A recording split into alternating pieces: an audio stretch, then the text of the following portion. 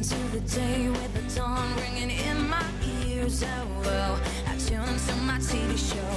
No better way, I gotta get myself into gear. Let's go. Oh, and I feel good today with my leg up in the morning Expresso.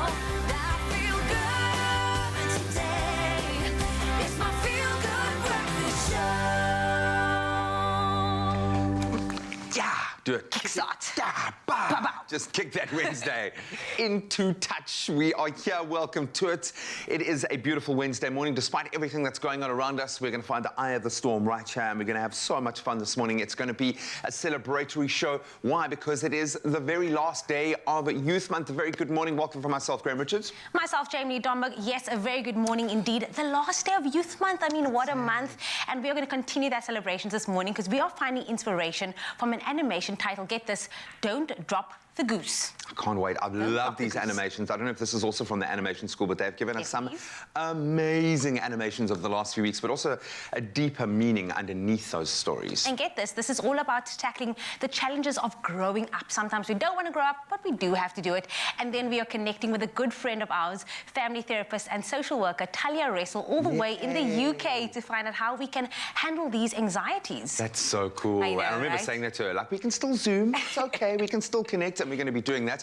Then sticking to inspirational stories from amazing young people, we're going to meet two child authors, Daniel and Ngali, who are going to chat about the impact that reading has had on their lives and what inspired them to write and play the critical role that they are themselves doing right now. And of course, the role that your own language plays in reading. And we'll give you our word of the day in just a moment. It's something that keeps you warm in these cold winter nights. Get ready to translate that word. But here's a man who is struggling to grow up, just like me. A very good morning, Mr. Raul. Good morning. How are you, brother? I love that. Struggling to grow up. I hope I never do. Of course, the child within me is here to celebrate it. We're celebrating the middle of the week. It's Wednesday, so thank you, beautiful souls, for joining us today as we kickstart this week off into what almost is going to feel like a Friday. I'm telling you, it's going to be a magic show this morning. We're warming your soul up, we're warming the heart up, and keeping a smile on your face. So we want to chat to you and get involved in the show. Of course, we love hearing from you, beautiful souls that are watching us right now, wherever you are in the world. We want to find out what's your favorite winter indulgence when it comes to a dessert. Now I know the feedback is going to be heavy with the comments because there's so many options when it comes to desserts. I want to see what crazy desserts you guys have been coming up with. What is going on in Mzansi? I know with all our beautiful cultures and languages, there's definitely some variety. For me, I think anything chocolate will go. It doesn't matter what it is. As long as there's chocolate in there, that's a yay for me. That's my kryptonite. But let us know what your winter indulgence is, and we'll be chatting to you right throughout the show. But let's find out what's happening first up in the news with Jamie Lee Domberg. Well, it's time to sink our teeth into those news headlines, starting with your national news first. The Constitutional Court has ruled that former President Jacob Zuma is guilty of contempt of court. Now, he's been sentenced to 15 months imprisonment and has 5 calendar days to hand himself over to the police. Zuma will also have to pay the legal costs spent by the Zondo Commission on the case. Acting Chief Justice Sisi Kampepe said the Court had no choice but to send an unequivocal message that the rule of law prevails following Zuma's, quote, scandalous disrespect of the apex court. The South African National Editors Forum, SANEF, has welcomed the government's decision that journalists would be given preference in the next phase of the country's vaccination program. Now, in January, SANEF appealed to the National Coronavirus Command Board and to President Cyril Ramaphosa that journalists should be part of the list of essential workers who will be vaccinated in the second phase of the program. SANEF says journalists, like other essential workers, expose themselves to the coronavirus on a daily basis. And then looking to news further abroad, Eswatini, formerly known as Swaziland, has imposed a dusk to dawn curfew amid pro-democracy protests that have rocked the country for 3 consecutive days. Now, King Mswati III, Africa's last remaining absolute monarch, who has ruled the country for more than 3 decades, is accused of human rights abuse and running a repressive government. His family, including 15 wives, is accused of enjoying a lavish lifestyle while most of the country's 1.1 million people are impoverished. Now, the Eswatini government yesterday denied claims that the king has fled the country. And then bones belonging to a new type of early human, previously unknown to science, have been found in Israel. Researchers claim the discovery has shed new light on human evolution. Excavations in the quarry of a cement plant near the central city of Ramla uncovered prehistoric remains that could not be matched to any known species from the Homo genus. Now, archaeologists say the fossils date to between 140,000 and 120,000 years ago and believe it would have overlapped with Homo sapiens, the lineage of modern humans. And then last, and some interesting news from Wimbledon's centre court. Women across the globe have indeed stepped up to the plate during the past 18 months of the COVID-19 scourge. One was reminded of this on Monday night on Wimbledon's centre court when Dame Sarah Gilbert was reduced to tears in the royal box by the rapturous standing applause of the near-capacity crowd on opening day. Now, this was in honour of her remarkable contribution in helping to develop the Oxford AstraZeneca vaccine. A mother of triplets as well as a professor of vaccinology at Oxford University, Gilbert, age 58, is a hero in the UK. She and her colleagues have been widely lauded for their rapid efficiency in commencing clinical trials within 2 months. So it was indeed a night that reigning champion and the only open-era player to have won all four tennis Grand Slams twice, Novak Djokovic, had to take a back seat on centre court to a spectator. On that note, that is where I leave your 6 a.m. news headlines. Here's G with a first look at the sports.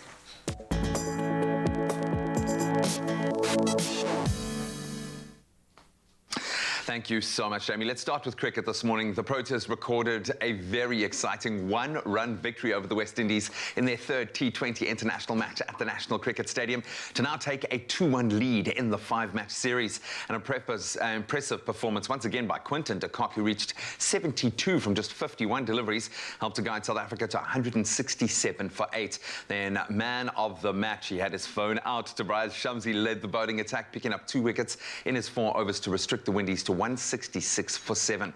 So the 4th T20 encounter between the West Indies and South Africa will take place from 8 p.m. tomorrow. Now on to rugby. They are back in training. Apeleli Fassi and Roscoe Speckman will make their Springbok debut on Friday when the world champions take on Georgia at Loftus Versfeld. Jacques Ninaba, who will guide the Boks in his first test as head coach now, named 18 Rugby World Cup winners in his matchday squad, with Siya Kolisi captaining the side. Jasper Visser, who was named on the bench, is in line to make his Bok debut as well. The match between South Africa and Georgia will kick off at 7 p.m. in Johannesburg this coming Friday. Then some thrilling football on offer last night. England left it late to beat Germany 2-0 in their round of 16 clash at a very full Wembley Stadium to advance to the Euro 2020 quarterfinals. Goals by Raheem Sterling and their captain Harry Kane securing the statement victory for the Three Lions.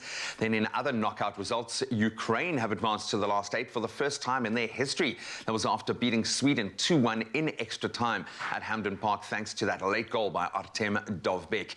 The Euro 2020 action will continue on Friday. Now on to tennis. Serena Williams' latest attempt at a record-equaling 24th Grand Slam title has sadly come to an end. That was after the 39-year-old made a tearful exit from her first-round clash at Wimbledon.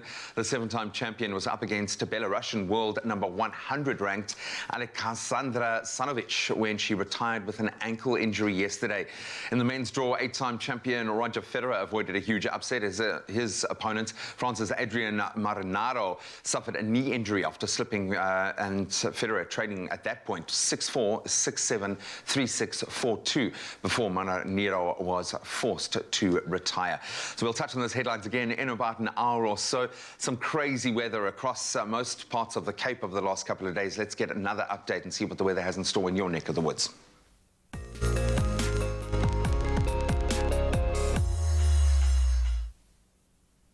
Thank you so much, G, for that sports update. We'll start with those weather news first. Now, the South African Weather Services last night upgraded its storm warning for the interior regions of the Western Cape to orange level 8.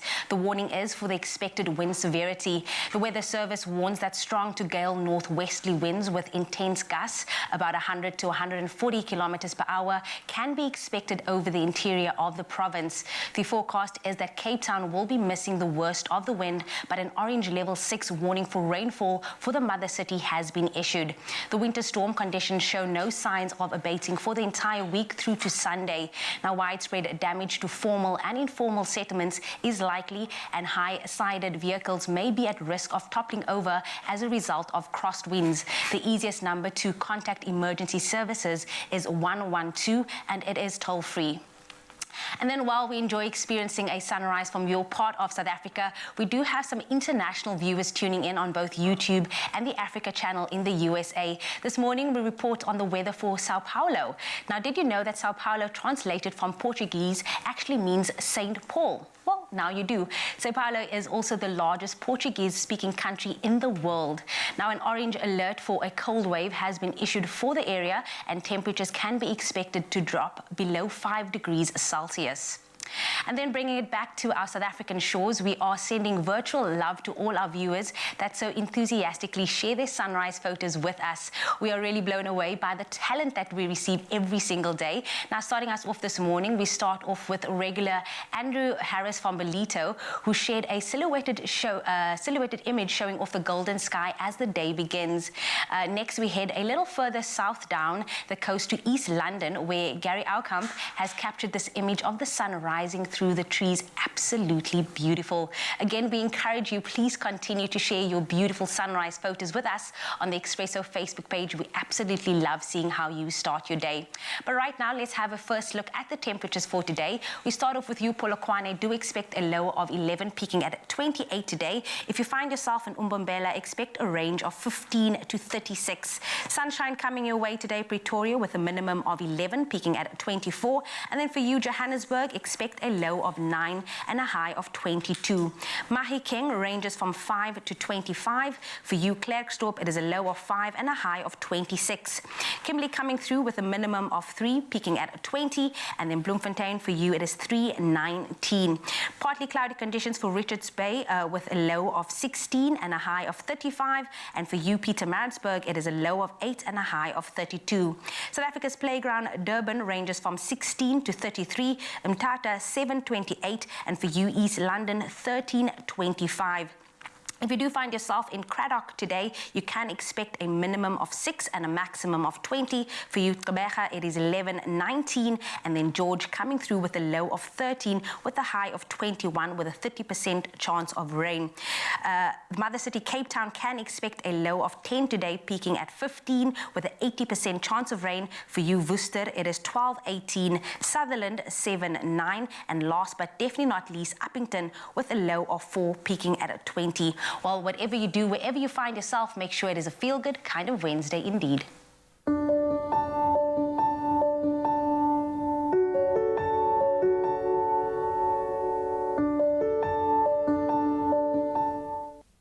Oh man, I've learned to love that sound because I know I'm going to learn something new. Yeah. And that, for me, Time to level up. Yeah, we level up, and that's what your child gets to do every time they read and delve into a story. Not only, of course, are they getting a wonderful kind of exercise of the imagination, but they're also learning new words. They're learning diction. They're learning literacy. It's something that has to be taught.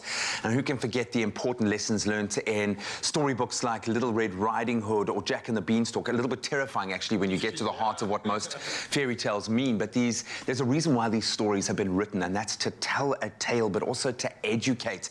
Now, imagine for a moment that these storybooks weren't available in your home language, and that is the reality. Only 2% of storybooks published in African languages in this country. That is a sad reality, and that denies most of our population the opportunity to be able to read. It's crazy, man. Understand themselves and their own culture, which is so important. But gee, we're coming through with something important right now. So translating just one word a day with Cadbury Dairy Milk, you can change this, and we can help co-author a children's library book full of African language storybooks in our own words. How cool is that? That's all. You can go onto Instagram in your profile, you can just say author, co-author, yeah. co-author. Don't go all the way author, just say hashtag co-author. So we want you to join us today and play your part with today's word. I mentioned earlier, it keeps you warm.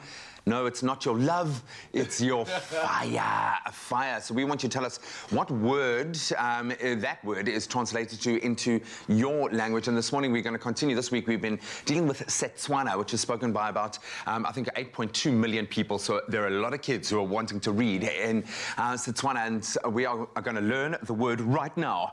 And the word for fire is... Dying to know what this is. I'm dying. Molelong. Molelong. Molelong. There, you can see it on screen. So we're going to potentially have a Molelong show today, right, G? Yeah, man.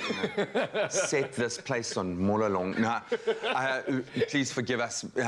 We are learning along the way. Molelong, Molelong. Absolutely love that. What does that conjure in your mind when you think about these words? It's all about what that word inspires in your own home language. We know every language has a nuance, something different. So we want you to help us ensure that all children enjoy enchanting African language tales in their own language by translating just one word a day and co-authoring that library of African language children's storybooks, hashtag in our own words. And I would suggest good place to start. Go to cadbury.co.za and at Cadbury Dairy Milk SA on Facebook or at Cadbury_SA on Twitter and Instagram to literally start sharing your words. Yeah, that's right, of course. And stick around because the Molelong will continue right here on your Feel Good.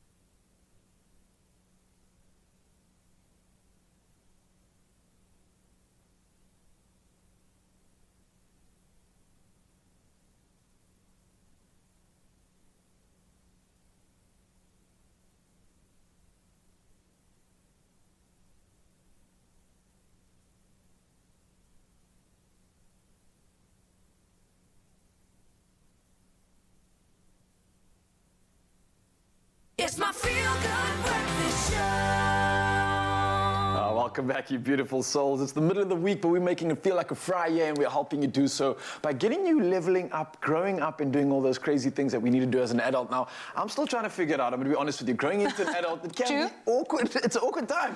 It's filled with much uncertainty, and it seems that there are so many lists that need to be checked to make sure that we are just doing everything right. I mean, how do we keep track of everything? Listen, I'm still learning as well, but growing up isn't easy to do, but you need to have faith in yourself, as the character Jolene discovers in the short animated film Don't Drop the Goose, now created by third-year students from the animation school in 2020. I think let's take a look while I enjoy the rest of my breakfast. So you come prepared.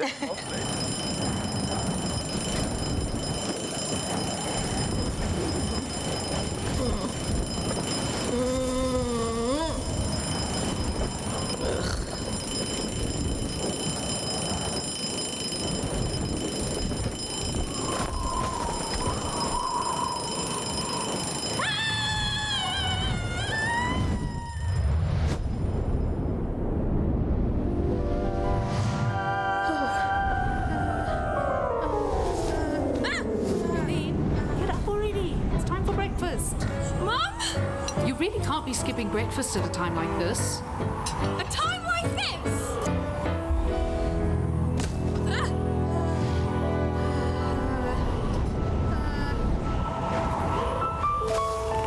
Mom! Yeah, you'll need this. What? You'll be fine. Off you go. Love you!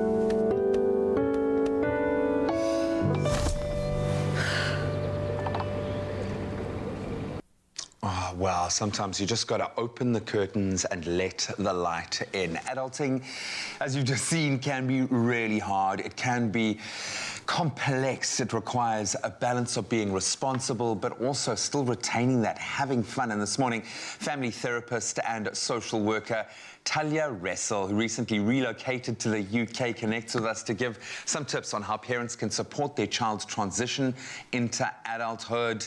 Talia, Tay, so good to see your face again. Welcome back to the show. I told you we'd be Zooming soon enough. First of all, I've got to ask, how are you? How's the big relocation, the move been? It's been good. It's been good. Thanks, Graham. I mean, it was really fun for us. We won the football yesterday. I have to call it football now, not soccer. You're going to have to. You're going to have to adopt that culture. I've also, with one half of my family being from the UK, I've had to do the same. So now, I'm going to get into our subject matter this morning because it terrifies me. I have these moments when I look at my boy especially, he's only 4 now, and I see his life path, his trajectory mapped out before us, and I see him as a young teen, I see him as an older teen, then transitioning into adulthood, and it is such a big step. Why is this such a stressful and challenging time for everyone? Yeah.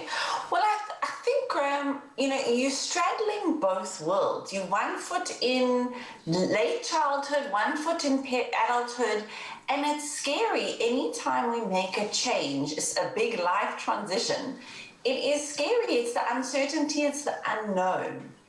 And I think now, even more so for young adults, we know how uncertain the world is. So with COVID, it's added a whole nother level of anxiety of leaving home. How am I going to manage? What does it mean? And I mean, for a lot of young adults these days, they've actually gone out the home, gone through that, then had to go back to the home, then back and forth. And it can be a very, very scary time.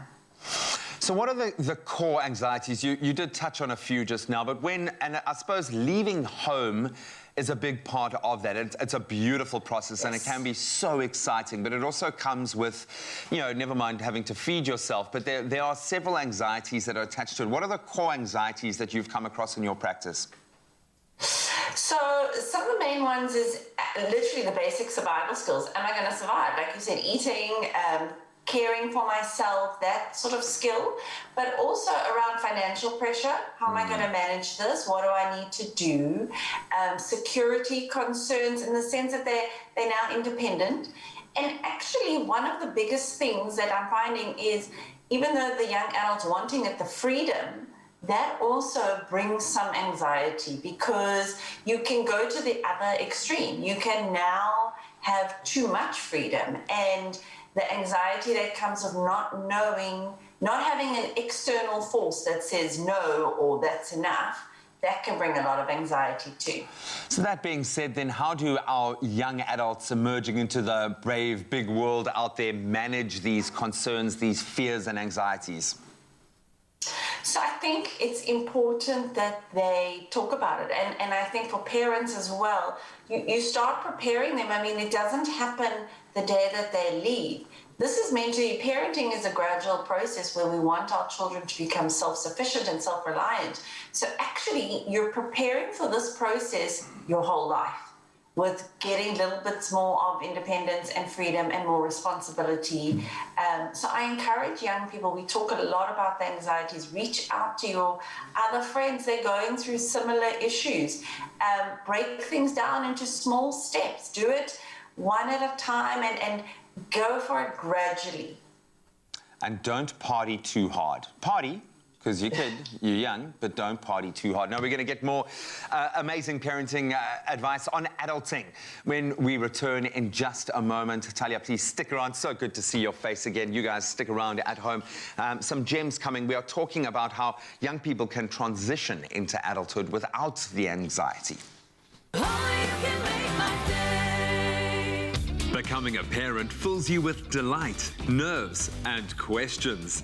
Now, an original South African app has the answers. Whether you're expecting your bundle of joy or raising a preschooler, the Purity Journey Journal app is a breeze to use. Sign up for free and choose from a host of features, including 24/7 medical assistance, expert tips, and milestone tracker. Sign up to the Purity Journey Journal app for whenever you need some guidance along your parenting journey.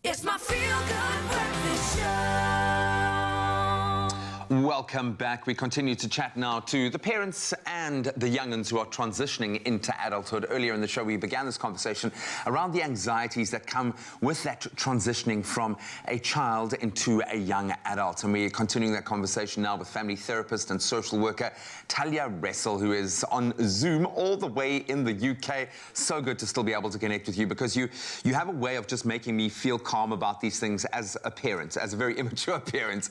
But I'm going to talk about the role of the parent now.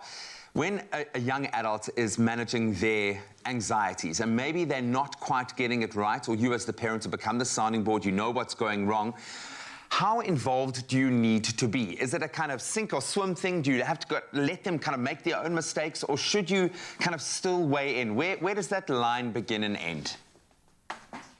Well, I think it starts with first acknowledging the parent that you're going through your own stuff too. Mm-hmm. You know, the empty nest feeling, there's going to be a bit of loss, sadness. I mean, there may be some excitement too. It's a new chapter in your life, maybe some relief. But whatever it is, you're going through your own process. So first acknowledge that. Secondly, I would say for parents, don't jump in straight away. It's normal, it's appropriate that your child's going to struggle a little bit to find their feet. You can be there to listen to them. You can support them emotionally. If they want your involvement, ask them first. First, let's see what they can manage. And then you say, would you like me just to listen, or do you want some help? And I think it needs to be appropriate help. Don't go in and rescue them. This is the time when they're supposed to be developing their skills, and it's going to be a bit bumpy and messy. So they're going to mess up, but you as a parent have to keep navigating. How much do I jump in? How much is too much? How much is about my need, that I want them back home, or I want to still feel useful? What about financial independence within that? Because that's almost a conversation within the conversation. Yes. And very often those red flags or the please help me will come in the form of, I've run out of cash, I need money to buy 2-minute noodles, or whatever the case. How do you suggest both parent and young adult child approach the money conversation once you leave home? I think very openly, regularly assessing it. To be reasonable and realistic about what the parent can or can't afford, what the expectations are of the child, their responsibility to try earn some money. Obviously, you don't want their basic needs to not be met. So I think it has to be a constant negotiation. The understanding is that some children may try, I mean, nobody wants to have to work if they don't have to a lot of the time. So I think you've got to balance that process with the child. You don't want them starving, but at the same time, they have to learn money is a finite source, and we have to budget, because budgeting is a skill. Yeah, maybe it's, once they've achieved a level of financial independence, then it's about moving out, not the other way around. To wrap this up, some final tips to help ease the anxiety for families that are navigating this transition. And I'm going to say, especially for those young adults that are making this leap, what advice do you have for them? I want them to know that it is totally normal and appropriate to be a bit anxious, to have fears around moving. Any transition, any change, of course, is going to unsettle you, because you haven't done it before. So it's okay. It's if it doesn't settle down as you get used to it, that then we say, okay, let's get you some support. But in the beginning, of course, it feels scary. So reach out to friends, reach out to other people going through this. If you're studying, get involved in your college or your courses with the extracurricular stuff. Make those contacts. The busier and more active you keep yourself, the quicker you will integrate into your new life. And I think that finally for kids to, well, they're not kids, young adults, to understand that it will pass. This is a moment, this is an experience, and it will pass. Oh, completely. Trust me, my boy is going to be my kid until he's 55. I really love the fact that it is about giving them some room, but the parents still can be involved. Remember, you are a family unit and you look after each other. But man, taking care of yourself is where it all begins. As a young person, take those moments to really look after yourself and enjoy, revel in the fact that you have that independence and can do what you want to do. But financial independence does play a massive part in that. So let's continue that conversation. Thank you so much, Talia Russell, for that advice. But yes, true, G, most people, all we want is financial freedom. But we fail to realize that in order to get there, we need to practice financial discipline. Yes, it's hard. Yes, you will fail. But what matters is that you keep on trying until you don't give up. Yeah, I think it is so true. Now, this morning, we put another question out to you, Mzansi. And I also put it out to the rest of the studio. And we're asking you to fill in the blanks in the hopes that we can learn something from each other. And I think this morning's question is such a pertinent one that really, truly makes you think. Now, we asked you the question to complete the following sentence. When it comes to my money, my one rule that I never break is what? Ooh. Yeah, one rule that we never break. Now, let me just paint a picture for you, because I went around the studio asking a few guys and gals as well. No one seems to have a definitive answer. And I think therein lies one of the biggest problems when it comes to saving and actually acquiring a reason to save. We don't have a why, which is so important. I mean, what are you saving for? If you don't know why, you inevitably going to fail, in my opinion. I don't know. What would your answer be in this scenario?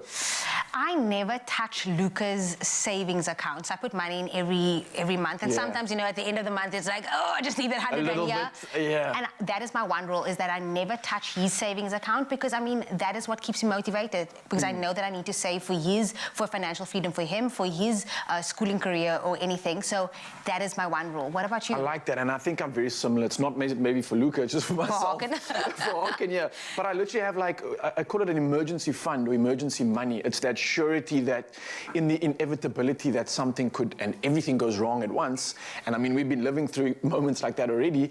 I've been in a situation where I had nothing and I had to unfortunately rely on other people. And I said to myself, my goal is to never rely on anybody else. I need to be more self-sufficient and independent.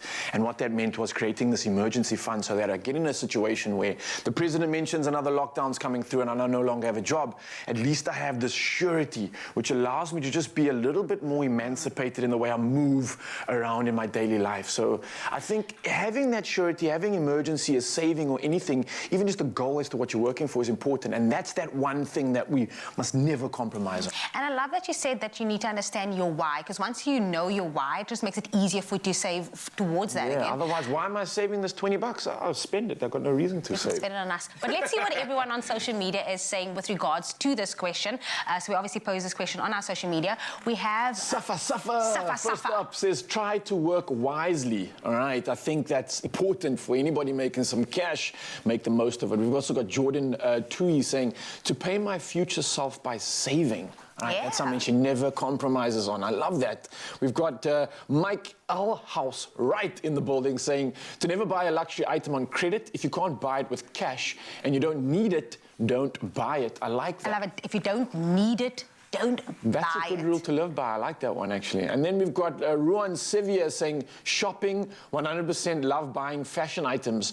So what does that mean? Do you not compromise on the shopping? Or you just buy fashion items, you buy one expensive item. Please elaborate for us that we can understand as well, you know? Yeah, of course. Now, like we said, if you want financial freedom, then you need to be filling and obviously willing to practice good financial practices too. But we want to see what you guys are doing. So let's check out some of these comments and see if you guys are practicing exactly that. So Tatum says, good morning, Expresso family. When it comes to money, my one rule that I never break is don't spend your savings. Stay woke to avoid going broke. Look at that hashtag. Oh, you own the day. Stay woke to avoid going broke. I like that. I'm stealing that. But just like we were discussing now, I think it's so important, again, savings. You need that emergency money because life throws you these moments where you need emergency money. Yeah, so, for sure. Life is an emergency. Do we have some more comments that came through?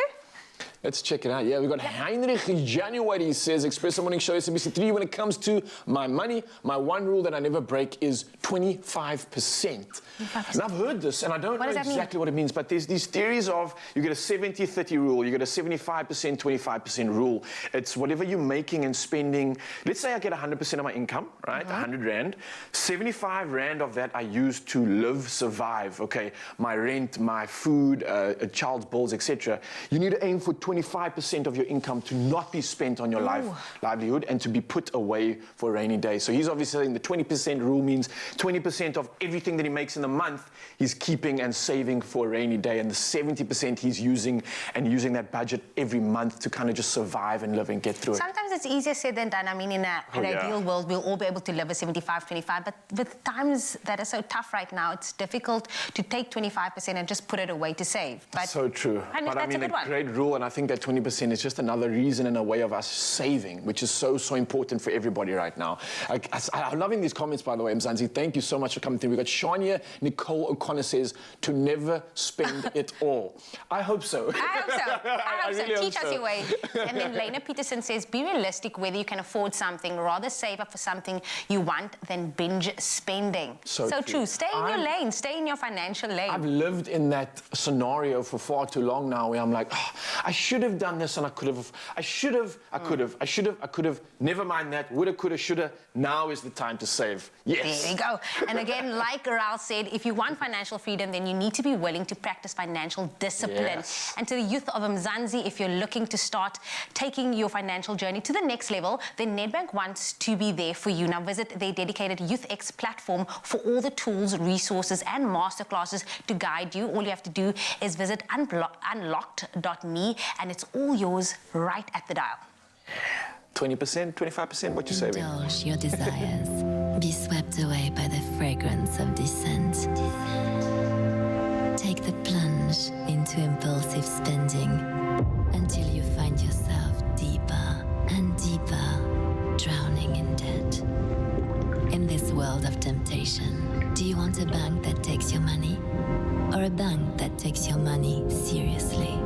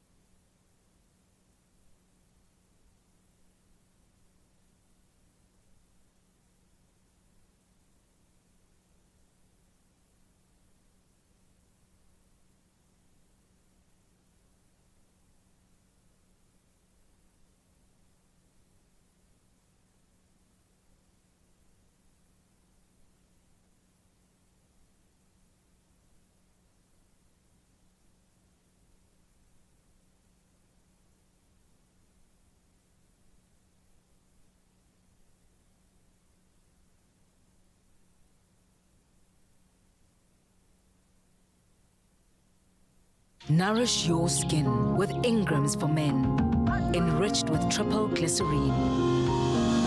For 48-hour moisture and no stickiness.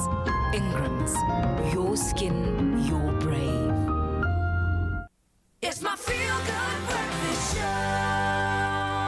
Oh, yes, it is. It is your feel-good breakfast show on S3. And it's time to elevate your Wednesday because the vibrant and energetic singer and songwriter Christian Heath released a video for his latest single, Without You, a cover of Canadian rockers' My Darkest Days hit single from the noughties. And he's here to tell us more about it. Now, the Johannesburg-based artist's music can be described as mainly rock, and he attributes his inspiration to old-school bands. I think before we meet him, let's take a look at Christian's latest video.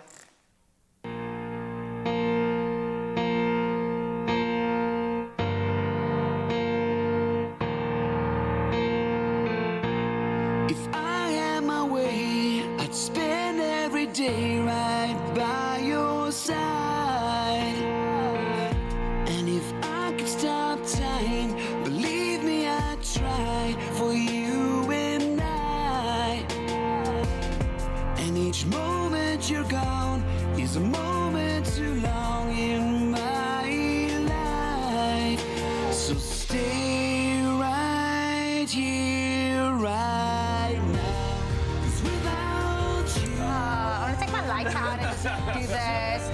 Please, can we give him a warm express welcome to Christian Heath, everybody? Welcome, man. How are you doing this morning? All right, yourself. Oh, so good. I'm excited because I'm the lucky one that got to hear you playing earlier, practicing before you performed for Mzansi. So I cannot wait, man. It feels good. It sounds good. It's giving me everything that I need right in the heart of winter. But man, it's such a pleasure having you in the studio. Let's talk about this latest song that you just produced. I mean, the music video itself, it's inspiring. It's got all those notes of emotion that I think your song wants to bring out. But what exactly does it mean? Where did the inspiration come from? Well, you know, the song, as you know, is from a band called My Darkest Days. Matt Waltz and actually Chad Kruger from Nickelback wrote the track, and it's been with me for a good couple of years. And you know, when you just vibe with a song, and it's just something that you actually want to release because you feel for yourself, you know. And you know, the meaning behind the song in itself was basically just doing anything for the person you love.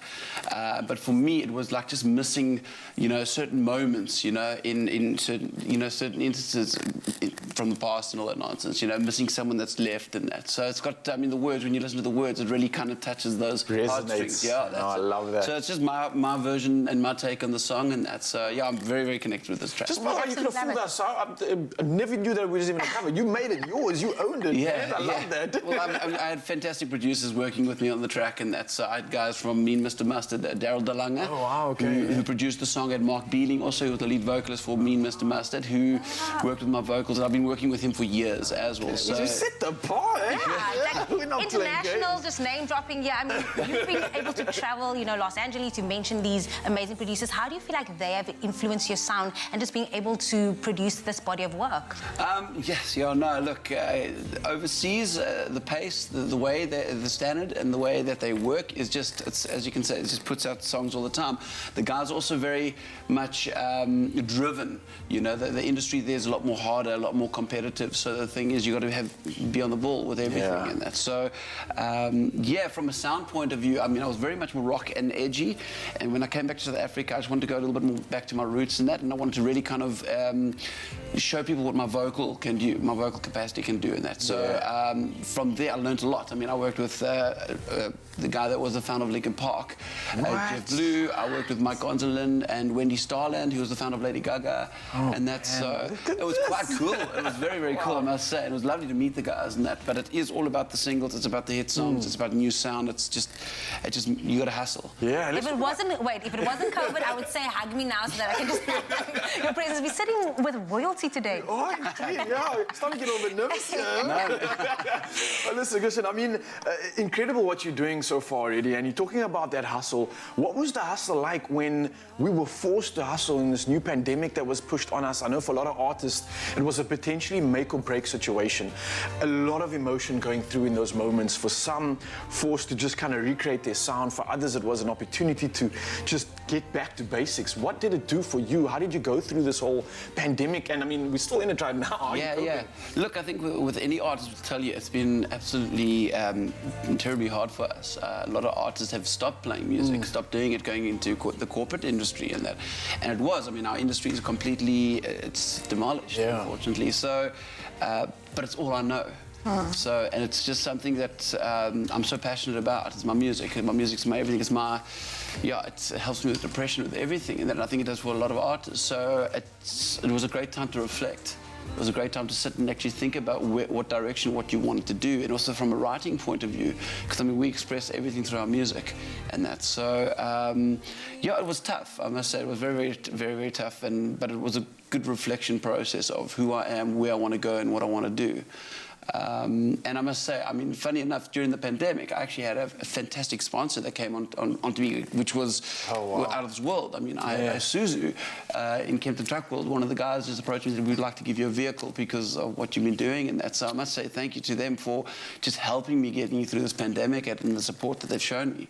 So, it's been tough. I think we're grateful because I think everything as a result has allowed you to be here this morning. Absolutely. To serve Mzansi, and we've got some incredible performances happening later, man. We cannot wait. And I just want to say thank you for joining us. Thank you for having me. I appreciate it. Christian, Heath, everybody in the building. We're going to be served with some beautiful vocals later on in the show, so stick around for that. But before we do, let's get into the kitchen. It's dessert time. Is it a dessert? Is it a coffee? Nobody knows, but we're going to love it all the same. We're feeding the senses today, and my taste buds are ready for a little treat. Cheesecake is an all-time favorite, certainly of mine, hopefully of yours as well. And today we are combining the deliciousness of cheesecake with the indulgence of Nespresso's caramel creme brulee coffee to create a salted caramel cheesecake cappuccino from heaven. It comes directly from heaven via the hands of an angel. Aww. Teresa, just when I thought you were all about those healthy meals, you come and find a way exactly to make my coffee indulgent. So we're using our Barista Creations device here, which is just so cool. You can even use it to create latte art, believe it or not. Well, some people can. I couldn't quite get it right, but so I'm going to start by making the coffee, and we're using our creme brulee, which is so delicious. There's like a biscuity vanilla note there. It's not that it's sweet, it just has those tones of sweetness, so it's absolutely beautiful. So I'm going to make an espresso, right? I'm going to get this guy going. There we go. So, I don't know if you would have this in the morning or after dinner, but as you said, it's like a real anytime you want, okay? It's locked down. You can have this whenever you want. No rules, yeah. Yeah, no rules. So I'm going to make the topping for our coffee. So I've got some cream cheese here, and I'm going to add a bit of cream. So this is going to be our cheesecake element. So I'm just going to whisk that together. Now, I'm going to ask you to use your visual guide. Do you think that's enough? Do we need more coffee? Is that enough of a base? A little bit more. Okay, I'm going to do another espresso. So we do have quite a bit of milk going in there. If you don't have all the ingredients for your cheesecake topping, you could just use a combination of brown sugar and a little bit of vanilla essence, just to get that cheesecake vibe. So you don't always have all of these things in the fridge. That looks good. Oh, I love that colour. And it's got that beautiful crema. That's what I love about Nespresso, how they capture that indulgence in that top layer of crema. Awesome. There we go. There's one for Jewel. That's beautiful. Okay, so I've whisked our cream cheese and cream together, and I'm going to add a little bit of icing sugar. Of course you are. That's one must. I'm going to do a lungo this time. There we go. That's looking good. Nice and thick. Okay, so you've got our coffee and our milk is going to go in. So I'm just going to switch this guy off. It will turn off by itself, but if you need to, you can just press a little button. I love that little LED screen at the front. You can check all the different latte art there. I told you. I still have to try that one. It really is. It's such a cool way. If you are like a wannabe barista like me, a device like this is just so funky. You can try so many different things. All right, so the milk's going to go in. Oh, lovely. And that's got a beautiful froth. Beautiful. And then I'm going to top it with our cheesecake topping. This is so decadent. Oh, it's beautiful. This is lovely. And it's also, yes, I know it's a little bit indulgent, but if you say replace your dessert with something like this, just to finish it off, because I often get to that point at the end of the day, I'm like, I need just something sweet. I just need a little something, you know? Yeah, although maybe having 2 espressos at 10:30 at night, maybe not the perfect time, but... There we go. So you pop your cheesecake topping on there, and it's all good to go. Is there enough to make me one? Let's do another. Let's do it. Oh, absolutely beautiful. So what I adore about the caramel creme brulee is that it does give you that sweet note, as I said, without being too much. Yes. And any of the kind of, I'll call them the flavoured varieties of Nespresso aren't sweetened, they aren't sugary in that sense. They've just got that caramel flavour note. This is kind of a vanilla biscuity kind of mix, but the bizarre thing is you'll have your first sip and you'll inevitably go, oh, it really does. It tastes like creme brulee. That's the notes. And in fact, the beans, it's a mix of, it's obviously 100% Arabica, but it's a sweet bourbon beans from Brazil and then washed Colombian beans. Those mad scientists have figured out the perfect thing. But you can find this whole recipe on expressoshow.com if you want to recreate our beautiful cheesecake cappuccinos. Can I have a taste? Which one can I grab? Either or. There we go. Oh, and I do take my coffee tasting quite seriously. It smells beautiful. Do you get that little bit of cheesecake coming through? You do, and I love it because it's not too much. It's not overpowering. It's still a good coffee, but you just get that beautiful, it's indulgent. It's lovely. I love that. Absolutely love it. Well, you will find this and all of our culinary inspiration on expressoshow.com. It's a great place to go and maybe inspire yourself for the day ahead. This one's not quite a dessert. It's not quite your morning coffee. It's somewhere in between, but it is absolutely delicious. Teresa, you're a superstar. With every cup, we cultivate some of the finest coffee in the world, celebrating farmers as artists, elevating every coffee moment. Because with every cup, precious coffee preserves the beauty of our world. Nespresso, what else?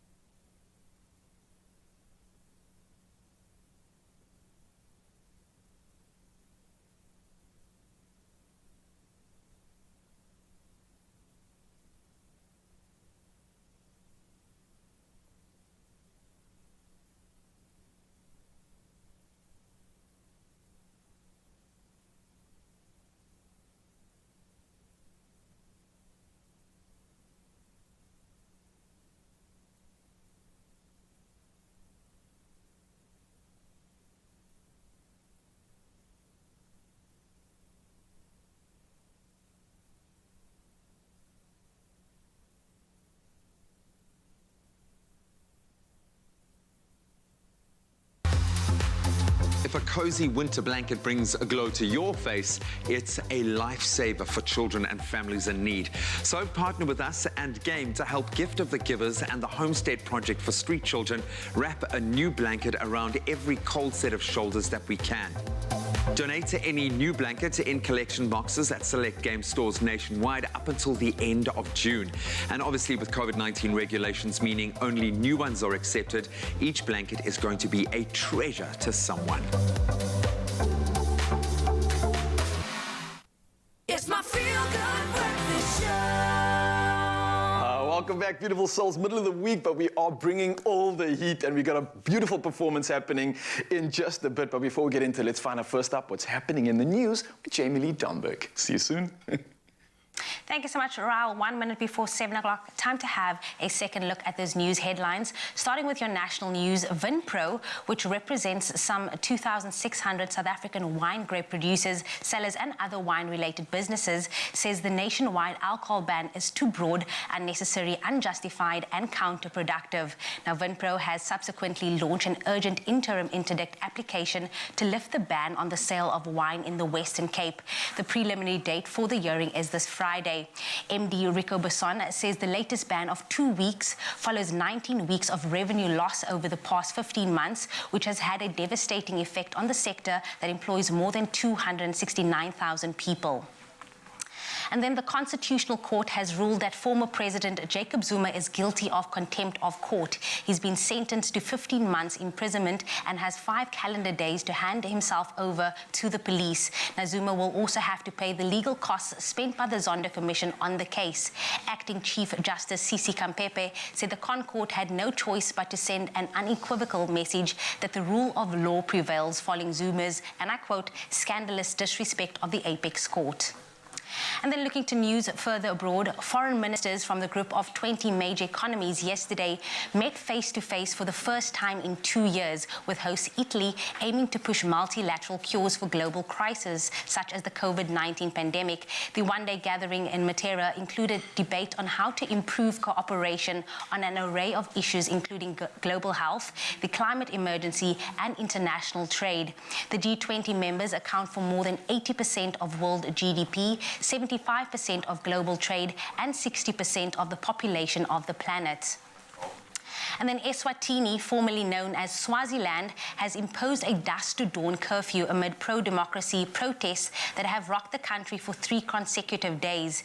King Mswati III, Africa's last remaining absolute monarch, who has ruled the country for more than 3 decades, is accused of human rights abuse and running a repressive government. His family, including 15 wives, is accused of enjoying a lavish lifestyle while most of the country's 1.1 million people are impoverished. The Eswatini government yesterday denied claims that the king had fled the country.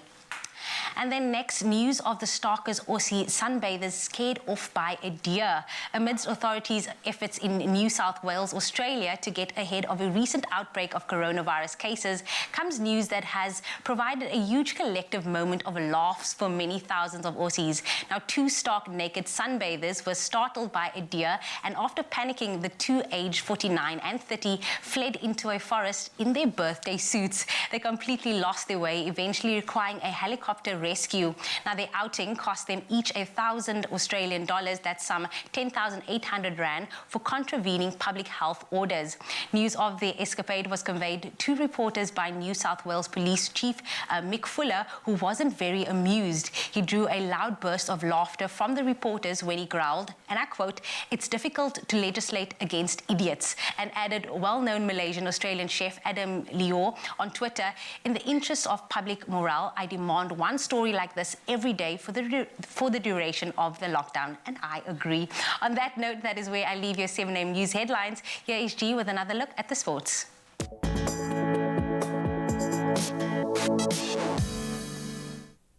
Thank you so much, Jamie. Well, the Proteas certainly weren't exposed in their 3rd T20. They recorded an exciting 1-run victory over the West Indies in their 3rd T20 international match at the National Cricket Stadium to now take a 2-1 lead in the 5-match series.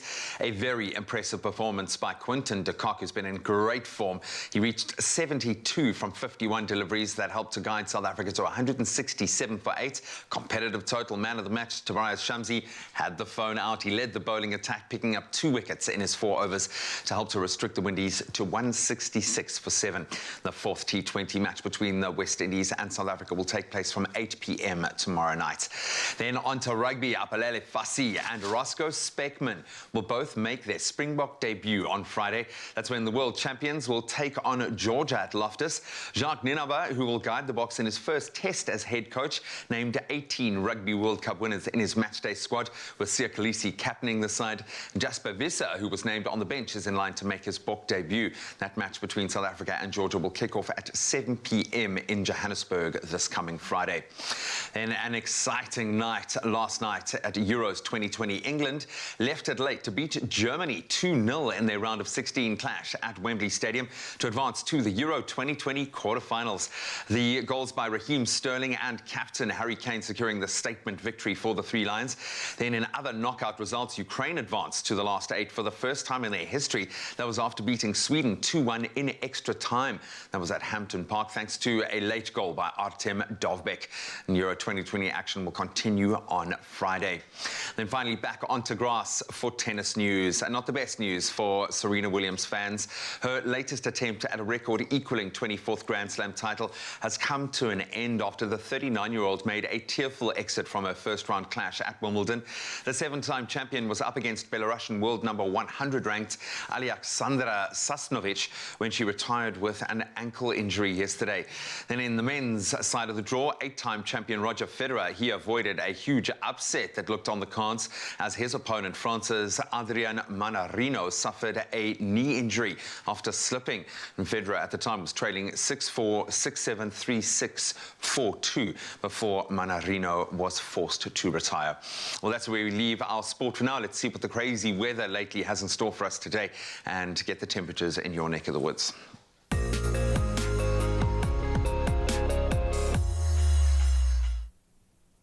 Thank you so much, G, for that sports update. Time to have another look at those weather news. Now, with the South African Weather Services upgrading its storm warning for the interior regions of the Western Cape to orange level 8 due to the expectancy of gale force northwesterly winds with intense gusts of about 100 to 140 kilometers per hour and an orange level 6 warning for heavy rainfall in the mother city. Considerable damage has already been caused in the province. Now, some 3,250 structures have been flooded in Cape Town and environs, affecting about 6,500 people. Western Cape MEC Anton Bedell said Cape Town and its partners are already rolling out support to affected communities. Now, this includes the distribution of hot meals and blankets. The city's Disaster Risk Management Center says it is continuing to assess flood-prone areas across the metro. The inclement weather is to last the rest of the week.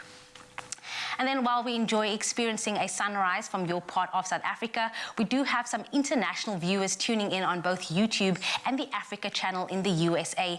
This morning, we report on the weather for Fairhope, Alabama. Now, a vibrant town that lies on Alabama's Gulf Coast, Fairhope has long been known for its lovely parks and its sweeping panoramic views of Mobile Bay. The electric downtown is bursting with art galleries, some street artists, and boutiques and restaurants. If you are in Fairhope today, you can expect times of sun and clouds with a couple of showers and a thunderstorm in the afternoon. A maximum of 30 degrees Celsius is forecast for today. Right now, bringing it back to our South African shores, we are sending virtual love to all our viewers that so enthusiastically share their sunrise photos with us. One of them being Geraldine Flatwell, who shared this beautiful shot taken overlooking the ocean as the flock of birds take flight. And then another one from Vincent Lutuli from Durban, who shared yet another great picture capturing the sun coming up from behind some cloud cover. Again, if I didn't tell you before, I'm telling you now, please continue to share your beautiful sunrise photos with us on the Expresso Facebook page. We absolutely love seeing how you start your day. Right now, though, here's a second look at the temperatures for today. We start with you, Polokwane. Do expect a low of 11 today, peaking at 28. If you do find yourself in Umbombela, expect a range of 15 to 36. Pretoria, for you, sunshine is coming your way with a minimum of 11 and a maximum of 24. And for you, Johannesburg, it ranges from 9 to 22. Mahikeng, 5:25. For you, Klerksdorp, it is 5:26. And then Kimberley coming through with a minimum of 3 and a maximum of 20. Bloemfontein, for you, 3:19. Richards Bay ranges from 16 to 35. And for you, Pietermaritzburg, if you're out and about, do expect a low of 8 and a high of 32. South Africa's playground, Durban, 16:33. Mthatha, 7:28. For you, East London, it is a range of 13 to 25. And then Craddock coming through with a low of 6 and a high of 20. Gqeberha, 11:19. George, 13:21. The mother city, Cape Town, can expect 80% chance of rain today with a low of 10 and a high of 15. For you, Worcester, it is 12:18. Sutherland, 7:09. And then last but definitely not least, Uppington ranges from 4 to 20 today. Well, that is where I leave your weather here on your Feel Good Breakfast Show. Thank you so much, Jamie. Now, of course, the moment we've all been waiting for. I've been waiting since the start of the show this morning for this. Christian Heath is in the building. He's about to deliver his first track. Now, this is all the way back from 2015, but still to this day, it's going to give you all the feels that you need. And the name of the title is Don't Forget About Me. And Christian Heath, you're about to take it away. Forget who you are.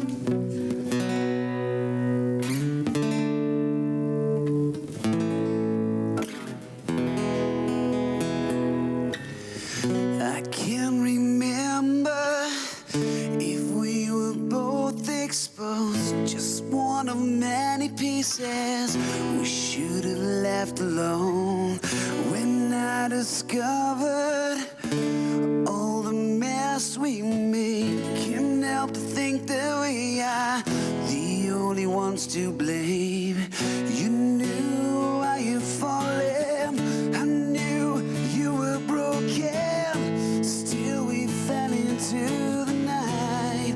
I had one wish, you had our hearts. It's hard to imagine that we started apart. Just one wish could save our heart.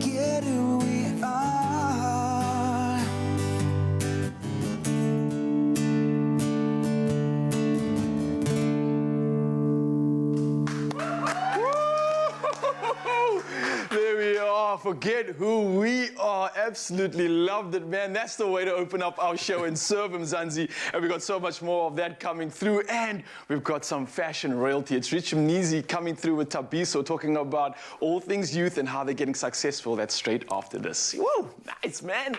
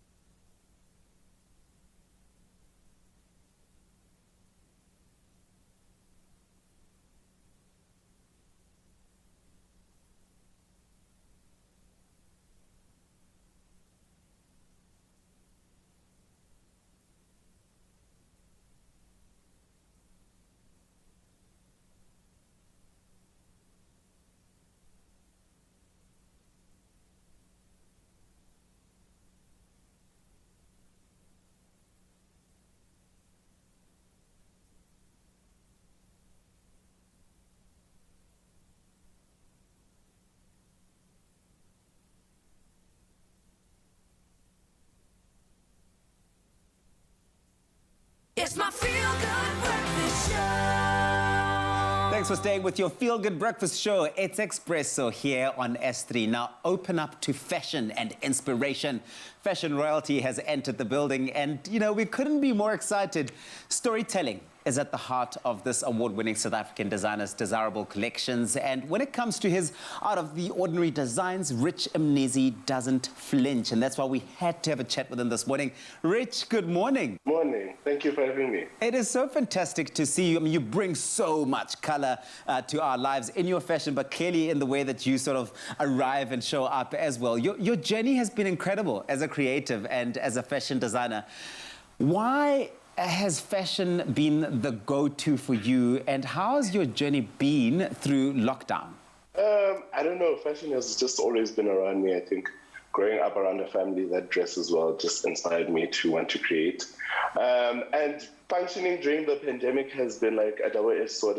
There's been so much good to it because we got to localize our business and just look inwards and see, like, look for opportunities that are around us.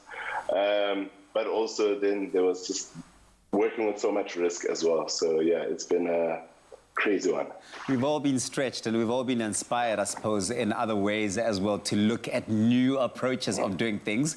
One of those new approaches which I saw, and I think everybody saw because you broke the internet last week, when you stepped out in that pleated Musquita mini skirt. I mean, I can only stand. Right. You know, it was so crazy because, like, in my head, two things were happening. One, I was happy that, like, people are having that conversation. Then secondly, I was scared because queer people get killed every other month in the country. So it was one of those. But, like, it shouldn't matter what I put on my body because I don't care whether you put on a vest. I don't know. It's just one's business, really. But yeah, it was an interesting one. And I think that the conversation that you've sparked from that is really that if you are comfortable and you feel good in that moment, in that space and that expression, then that's all that matters, right? Right. Rich, you're always busy. Earlier this year, you released your jaw-dropping Hiakaya 21 collection in celebration of the Vatsonga people and the culture of Vatsonga. Why is celebrating your African roots so important to you? Not only because it's all that I know, it's also just so beautiful and rich and so colorful. And I don't know, there's so much you can take from it. I mean, just looking at the Vatsonga tribe, there's so much inspiration from proportions to color to texture. So it's like there's no reason to look outwards because it's just so beautiful.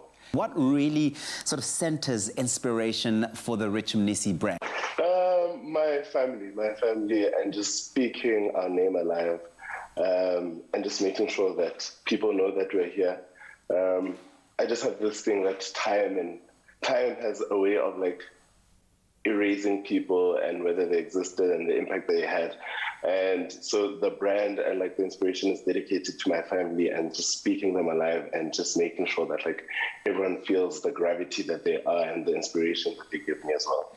And the beautiful thing about all of this is it's not just pretty looks that we see in your catalogs and that we see being rocked by absolute A-listers. I mean, your pieces have been seen stylishly rocked by some of the world's biggest stars. I mean, Sia Khaleesi, Maps Maponyane, Beyonce, and now you share your top secrets for success, and we all are listening because you've got our full attention. What can young people expect from you during this Nedbank Youth X live event on Thursday that you're going to be talking at? I think the amazing thing about Youth X is the fact that it's a free platform and it's for the youth to communicate with like-minded people, and it's something I wish I had. So that's what my masterclass is about. It's teaching things that I wish someone taught me as well. So it's very raw and honest, and it's a step-by-step from how I started to how we arrived at this. So yeah. I'm always just constantly in awe, Rich. You know, you're award-winning. As an award-winning African designer who loves to explore the treasures that are engraved within this continent and the world of modern culture and heritage and mixing all of that together, bringing it nicely together, what advice would you give to, say, a young person or any person who really just wants to start a career in the fashion and beauty space? I'd definitely say be consistent, don't be scared to make mistakes, and learn from others as much as you can. There's just so much you can get from that. And even within like other disciplines, it doesn't always have to be within fashion and beauty because everything comes together at some point. So it's good to learn from all types of people from different industries because it can inform how you package what you want to create. Well said, well said. Rich Kensa and wishing you all of the best with the masterclass. I know that people are going to walk out of there changed. I can't. I'm very excited, and yeah, please log in and sign up. And your job is one. You only have one thing to do. If you want to rule the runway like Rich Mnisi, then tune in to his free masterclass on the Nedbank Youth X platform. That's happening tomorrow. That's Thursday. He will be sharing real practical advice for anyone looking to learn more about the business of fashion. And it's a big business, fashion and beauty. Catch him live tomorrow on youthx.liveevent.co.za. Thank you so much, gents. Our secret to classic mug cake success is on the way. So, we've had classic fashion from Timby, classic cars, thanks, Chad, and we've seen classic hairstyles. And you, Michael? Classic. A classic range from Clover. Timeless taste. Made with love by Clover. I think one of the great allures of winter is the comfort food that comes with it. And a classic mug cake is quick to whip up. I promise you, we've done it in like literally minutes when time is short or you don't just want to waste any more time in the kitchen. And the best part is you can serve it with Clover Classic custard. It is the perfect accompaniment. Teresa, is this the trend today? We're going to do everything in a mug. Food in cups. That's my thing Food in today. cups today. Hashtag food in cups. I've attempted something like this before. Yes. It was a little bit more complicated. This looks really easy and simple, and it's some of my favorite flavor profiles. I love peanut butter, I love dark chocolate, rock and roll. So where do we start? Okay, so I'm going to mix our dry ingredients and you're going to mix the wet ingredients. Okay. That's okay. So these are very easy, basic ingredients that you'll have in your cupboard. I've got some flour here, and I'm going to add some salt, some baking powder, some brown sugar, and some cocoa powder. Okay, So easy very, peasy. very easy. And you know me, I'm a baker. I'm very like old school, traditional baking. But sometimes you just want a sweet treat and you want it yesterday. Yeah, and there's a novelty around having a cake in a cup. I've always loved, if you're going to do desserts, to do something like this. You know, it's just such a funky, fun way of kind of ending off an evening, and you don't have to then spend an extra half hour, 45 minutes in the kitchen while your guests are there. You can just quickly pop that in, chat, chat, You don't have great. to fire up the oven. It's in the microwave. 1 minute, you're done. That's crazy. Okay, so what do I need to do here? So we've got milk, we've got oil, and vanilla essence. I'm mixing it in the jug, huh? Yeah. Nice and simple. And this is kind of like the basic standard cake mix, right? Yeah, totally. And you can customize it as well, so you don't have to use peanut butter. You could use any nut butter. You could use chopped up nuts instead of chocolate. A bit of mint. Yeah, you could play around with different flavors, different essences. I don't know why you would leave the chocolate out, but if you wanted to, you could. Silly. Silly. There we go. Brilliant, thank you. So I'm just going to whisk this together, nice and easy. Oh, yum. Very, very simple. And this is something the kids could do as well. So you whisk that up. And then they get to enjoy their just rewards as well. In fact, I think I might actually attempt making this with my little one. Yeah, I think you'd love it. Brilliant. So that gets whisked together. Then our chocolate chips go in. If you don't have chocolate chips, you could just take a bar of chocolate and chop it up. And crunch up. And this is great. When you have these, as opposed to just having the chocolate flavouring, this gives you little pockets of joy where you've got those little bits of like soft, melty, chewy, melty coffee. Love it. I mean, chocolate. Oh. So it's kind of like a double chocolate mug cake, which the more chocolate, the better. Oh, that's... And there we if Zoe go. was here, she would be eating that batter, that dough. Licking the bowl. So I like to just very lightly grease my mug Okay. before I start. And you're just going to pour this in. You want it to go probably about halfway, so it doesn't boil over in the microwave. And pop it in at full power for about a minute. And just check that it's cooked through. Do you do like a normal skewer test or a knife test to check if it's Skewer right? is perfect. And then, when it's done, voila! Amazing. So about a minute. But I would suggest, knowing myself and the kind of things that go wrong for me in the kitchen, keep an eye. Keep an eye. You don't want in case it like turns into a volcano. Or and then you top it off with your Clover Classic custard. Oh. Put that on.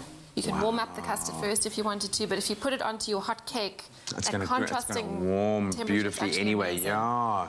No, I love that. And I think this is going to be kind of like a nice, thick, doughy cake. Absolutely beautiful. If you want this inspiration, once again, you can go to expressoshow.com. And I think the Clover Classic Custard is undoubtedly the perfect accompaniment to a warm winter pudding. It's versatile use and delicious on its own, but I'm not going to taste it on its own this morning. No. I'm going to taste it Gotta with... get a bit of everything. Yeah.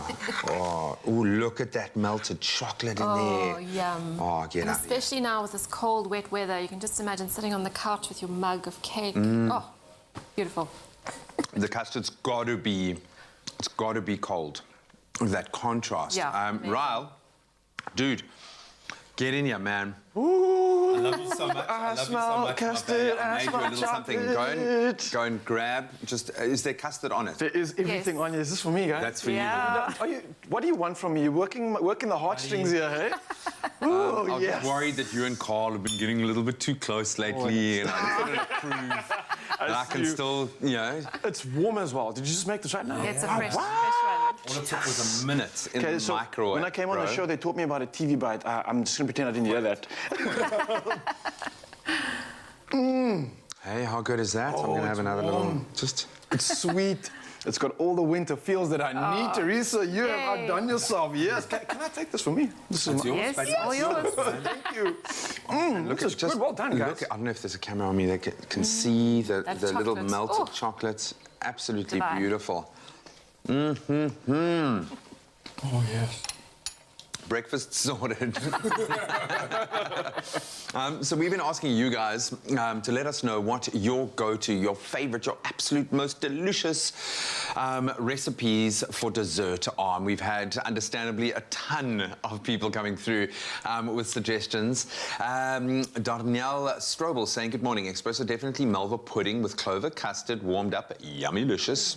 Benzie saying, my favourite winter indulgence is custard and coup mixed fruit. Nice. Custard and coup mixed fruit. That's a crazy combo. I see Ursula Mayer says, morning team, a delicious saucy brown pudding with custard and a creamy cinnamon cappuccino. Very similar to the feels we've got They've here. been watching our show. You've been watching and taking it on board. And well done. Colleen Kinshela, one of our top fans. Colleen says, good morning, family. Sago pudding, warm custard. Nothing better to keep you warm. You're noticing custard's like a trend here. Yeah. This is winter feels, Classic. yeah? Oh, I love it. It's comfort food at its best. Absolutely beautiful. An absolute treat. And if you want to get that recipe, head over to expressoshow.com. And if you missed any of the steps, I know there weren't that many, but stay tuned for a bit of a recap. One more taste and then... Oh, it's so good.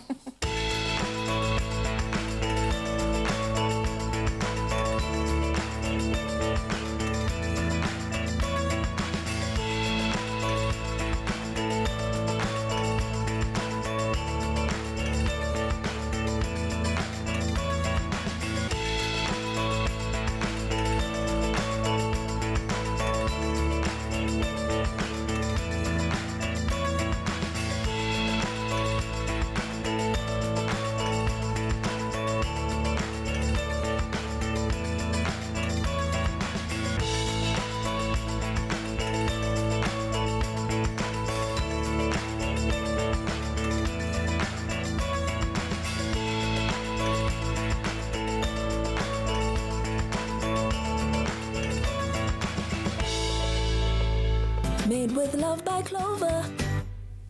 Only you can make my day.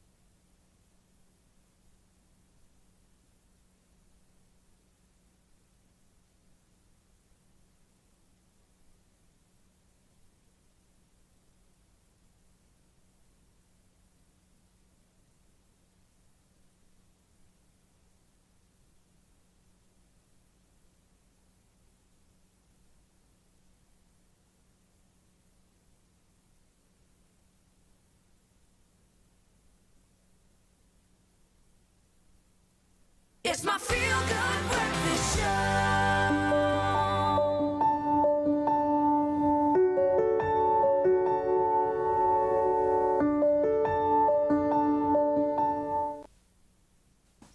You're still live here with your Feel Good Breakfast Show on S3. Now, it is not how young one is that matters, but how big one's imagination is. Now, these are the powerful words of our next guest, Daniel Nyamgero, who is joined by Mkali Metu via video call. Now, what do both these young minds have in common, you may ask? Believe it or not, but they are both published child authors.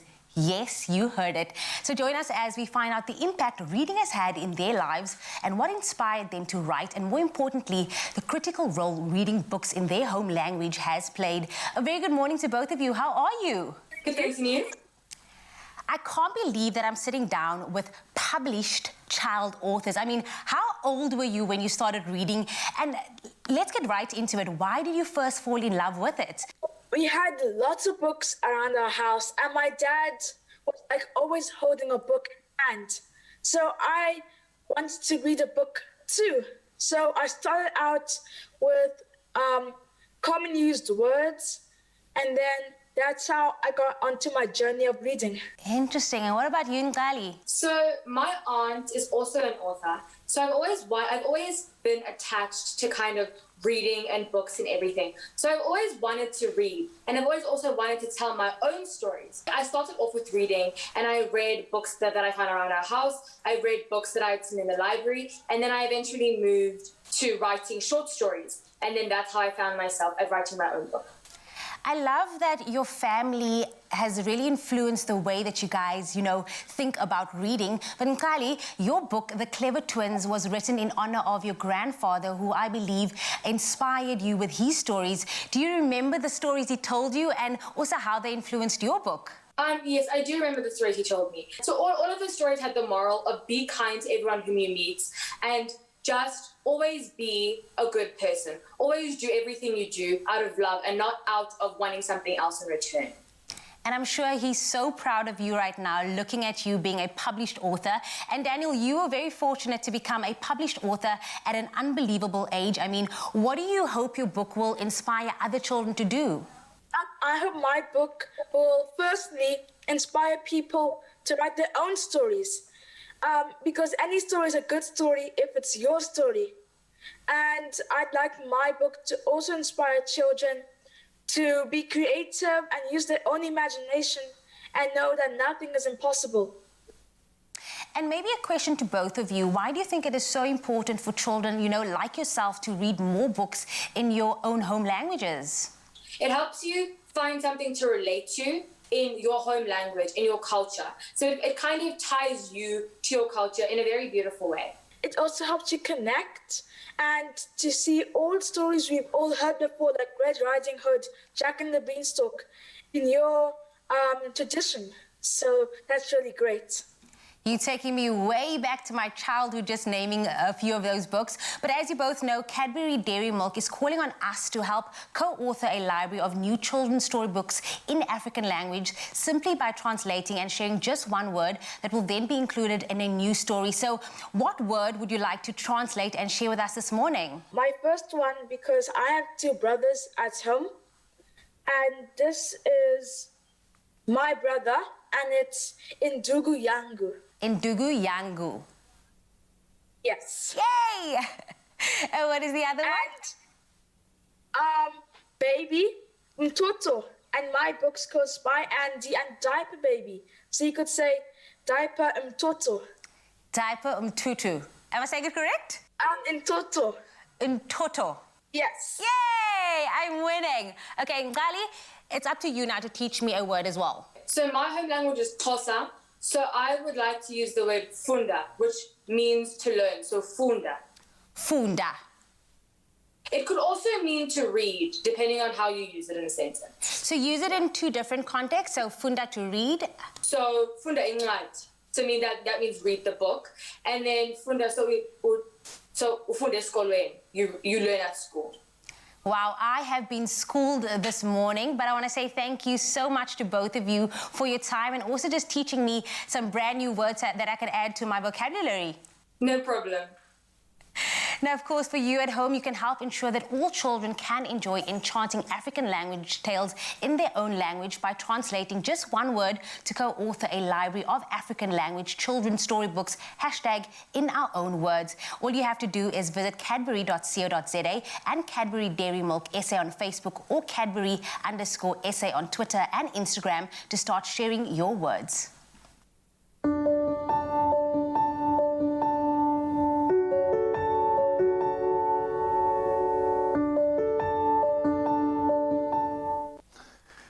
So much learning going on. I absolutely love that. And we're going to continue that learning now while most of us enjoy a good look or a good book before bed, or some of us need a little bit more help when it comes to falling asleep. The world is absolutely obsessed with sleep, and so are we. Well, how much sleep are you getting is the question, and are you dreaming more during the pandemic perhaps? And are you even sleeping at all, bro? You know what I mean? Now, these are questions that are endless, but our homeware editor, Daniela Weekly, is here to tell us how to maximize on sleep without any additional hours. Danny, how are you doing this morning? I'm good. How are you? I'm good. Well rested. Are you well rested? I see you definitely got your beauty sleep because the beauty's on point this morning. But I mean, the pandemic, it's caused chaos when it comes to sleep habits. How is it really affecting us overall? Yeah, I mean, I think it's quite amazing, the sleep economy that's boomed out of this pandemic. We've always been mildly obsessed with our sleep, but never more so than in the last 18 months. Yeah. And I think as much as we're obsessed with our sleep, there are real health and wellness benefits to that obsession. We really need our sleep. Between exercise, diet, drinking enough water, sleep is a core pillar of wellness. It's so true. So we've kind of mildly given up on the fact that we're going to get it 100% right and we're going to cheat it instead by maximizing the different benefits of bedding and things like that to make sure we create a sleep sanctuary. I'm listening to you because I take this very seriously, and I know especially when it comes to the competitive world, like we're talking about world champions, some of the fittest men and the fittest man in the world, as an example, is only doing that because he sleeps more than anyone else. That's his advantage. He says it's like a superpower. So Give me some of these powers. Okay, Teach me, all right, how can no I get pressure. better sleep? And also at the same time, you've got this crazy theory where you can get better sleep without increasing the hours. Now that's where I think myself and Mzansi are definitely listening. Talk us through this. So obviously, first prize is getting enough sleep. Yes, But if you're not obviously. getting it right, you want to get as good a sleep as possible. And I think a lot of that can come down to the setup that you've got for sleeping. So if you're looking at bedding, you want to choose fabrics that you look at the thread count that can dictate your internal thermostat. Okay. So looking at sheets and at bedding and their thread counts. The different fabrics that you choose for your sheets and your duvets, whether it's bamboo, which is antiperspirant and very good for controlling kind of natural give and take of air. Whether it's a brushed cotton because it's winter and you want something that's a little bit warmer and better for you Insulating, to yeah. sleep in, exactly. Whether it's a microfiber, which is great for the sort of feel of it. It's got a really beautiful, silky, soft texture. So kind of dictating thread count, looking at the colors of your bedding. So there's a lot to be said for what calms you down in terms of color palettes. And greys, silvers, soft blues, pale pinks, those sage greens, all those monotones really do impact the brain in terms of slowing you down and calming you down and sort of inviting you into a more sort of neutral, less anxious space that will allow for better sleep. Yeah, no, look, no longer is the day of just putting a blanket on and getting warm. I mean, you're talking not just, not just the textures alone and the colors, which I do believe has such a big impact on our mood. I mean, just the feel of it. These are functional items as well. Absolutely. So now we have options when it comes to our sleep. You've got options.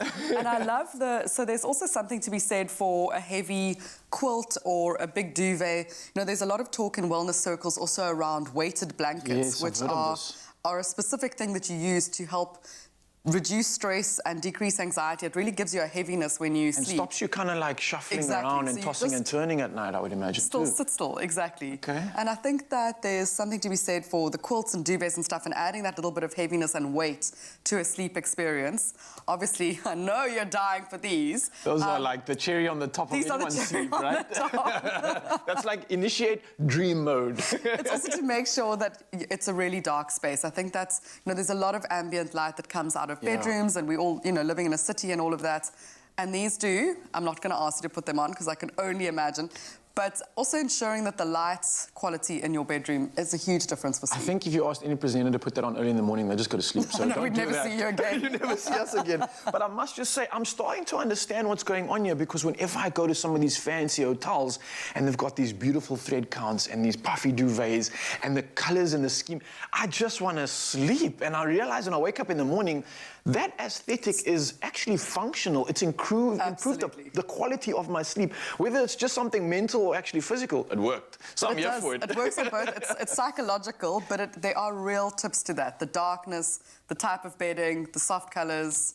All right, you better be careful because I'm going to be a superhero after this. This is the last thing that I've needed. Mzansi, you need to listen to this too. I'm telling you, the beauty of sleep, clearly, as you can see on Dania, she's woken up this morning, but for the rest of us too. And this is how we maximize the quality of our sleep by creating our very own sleep sanctuary with bedding from Woolies. Now, you can shop all of these and more at Woolworths, which is available in-store, online, and of course, on the app. What are you waiting for? It's time to snuggle up, cuddle up in winter, and get your sleep on.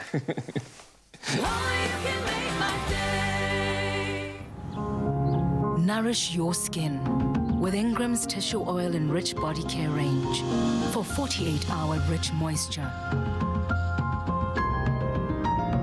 Ingrams, your skin, your brave.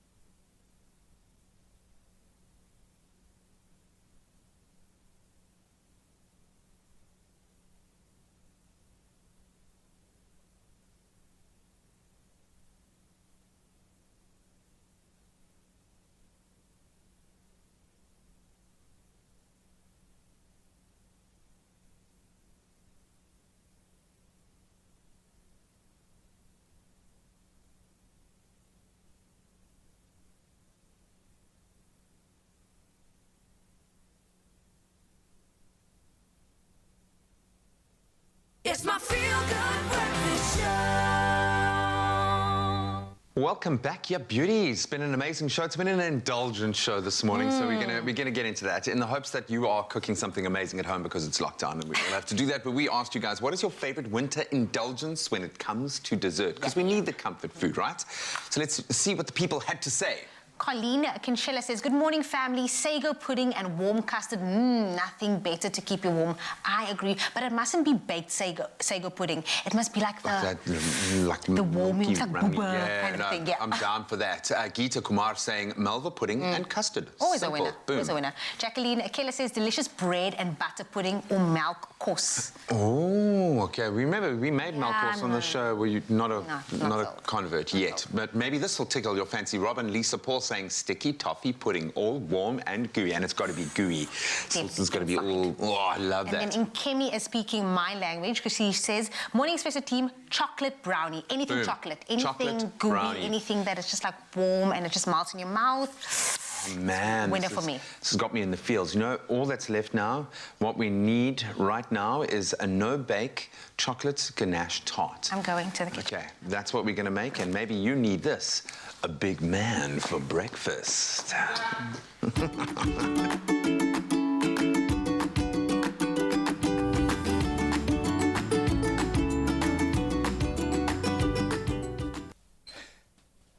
Oh, we are doing the things. Of course, we've been chatting to you the entire morning about what your favorite indulgence is, and I'm about to deliver mine. No, I'm lying. I haven't done this before. I'm wanting to learn, and Chef Clem is here to show us what I believe is possibly the most beautiful chocolate tart we have ever seen on national TV. Yes, I said it because I mean it, and if you look over to our right, you'll see it right there. It looks absolutely a magic, and it certainly, definitely is. And the best part, no baking required whatsoever. Yep. And perhaps the best part actually is also the fact that the whipped chocolate ganache filling is also deep down in this dish too. Now, it's perfect to celebrate the Woolies Lint Chocolate Festival that's coming up. And here to show us how it's done is Chef Clem in the building. Yeah! So happy to be here, and to talk about chocolate. I talk about kryptonite. That's what it actually is. It's not chocolate, it's kryptonite. I don't know. No one can say no to chocolate. No, you can't. I don't know what's going on in 2021. That's the year right now.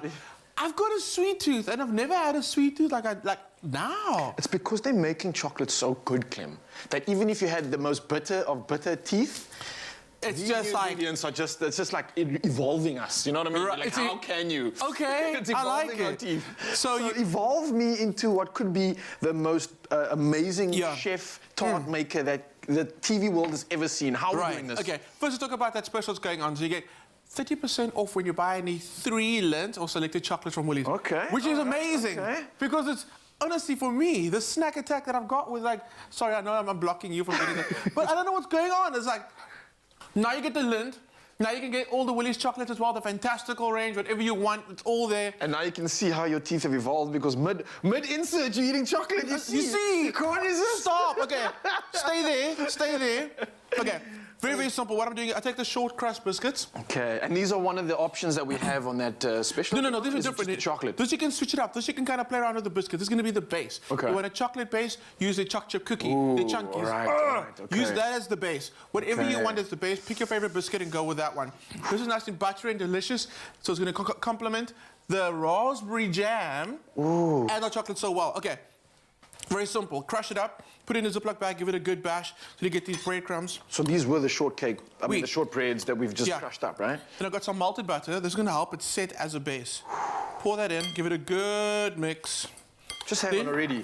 Prime ingredients going in here. Absolutely. Shortbread and butter. And it's already made with butter and free range eggs. So we're doubling up. Look, that's why I'm making a small baby one, okay? Because you don't need a lot of this. I mean, honestly, that guy will feed like 20 people. Well, that's debatable. If you've seen some of the presenters we got here. Yeah. I don't know. Wow. Maybe serving for 2 shots. No. Also, I know that G also has a sweet tooth lately. Yeah. I think between G and I alone, we could take that thing on. Sure. Yeah. G, what do you reckon, man? We could take that on. G has got such a sweet tooth. I can see Graham on the side there keeping his. You see. Gee, what do you reckon? You reckon we could take this tart on between you and I alone? Like right now. 2 men. right now. Not right now because I got another one coming, but surely that's easy pickings, right? Yeah. This baby one will be 1 for G, 1 for Rao. There we go. Are you actually putting preserve? Are you putting? Yeah. Because you see, making the moms happy, it's a fruit. Yeah, exactly. So you've got a good balance. You're 5 a day. When you're 5 a day.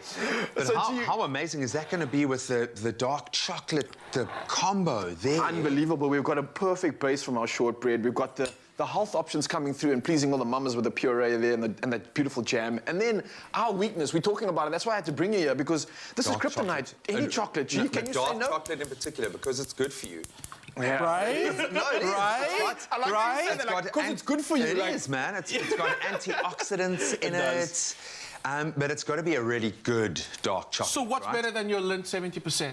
Which is good. You don't want to go a higher percentage as well, because then it'll become too bitter. It still complements your beautiful raspberry jam and the biscuit in there so much. All right, I'm going to go do some sit-ups. Get ready for it? When you're ready You need to earn this. We'll call you at the end. I'm ready for you. Okay. What are you doing? I'm not just making noise. You're just partying here. You're just that excited. I'm breaking up the chocolate. We're making tart, yeah.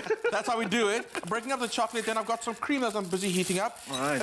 Ganache is simply just chocolate and cream. That's all you the need. Good stuff. We've got shortbread, we've got jam, we've got dark chocolate. Right. And then we've got, what's happening in the pot there? You've got some cream. So if you think about it, cows eat grass, and cows give us the milk that we separately give us cream. Grass is a salad, okay. Right? Okay. Chocolate from a plant, raspberries, a fruit, a berry, short crust biscuits. It's got free-range eggs, it's got butter in it. This is a healthy dish. We're doing as nature intended. We're getting back to our animal desires here. Exactly. So we're naturalists. I like that. Exactly. Okay. Once your cream is hot, are we going to call this a chocolate ganache tart salad?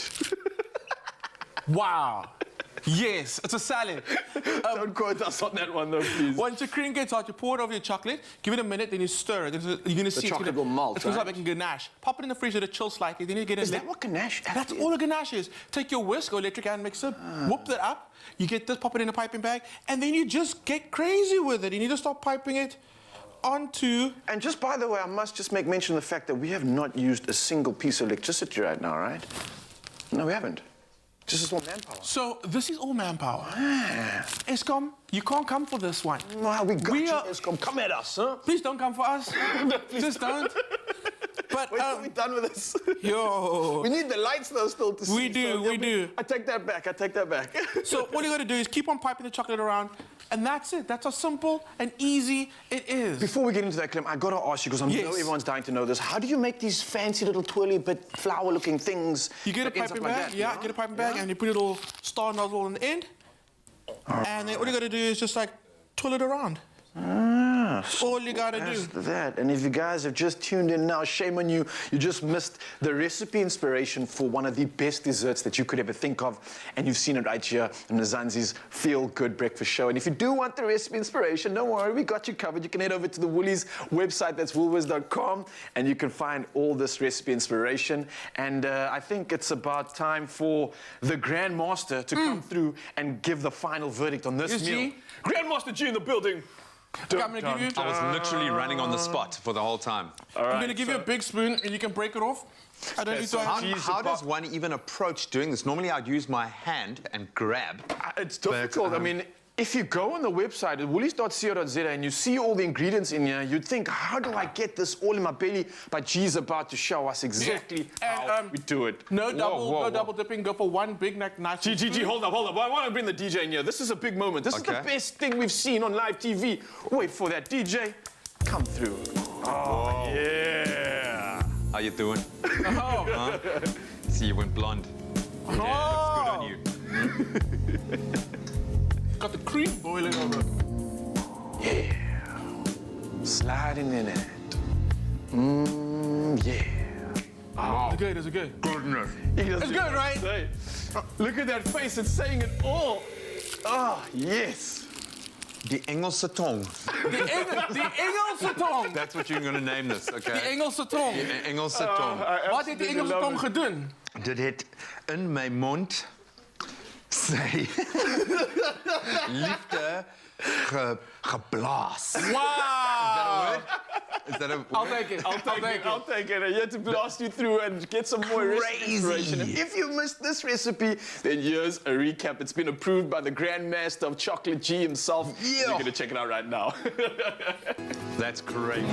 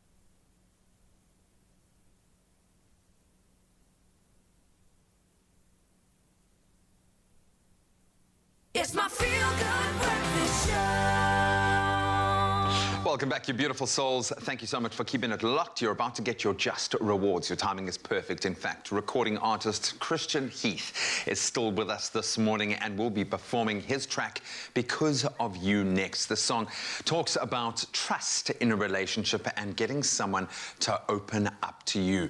Christian, open up to us, my brother. The stage is yours.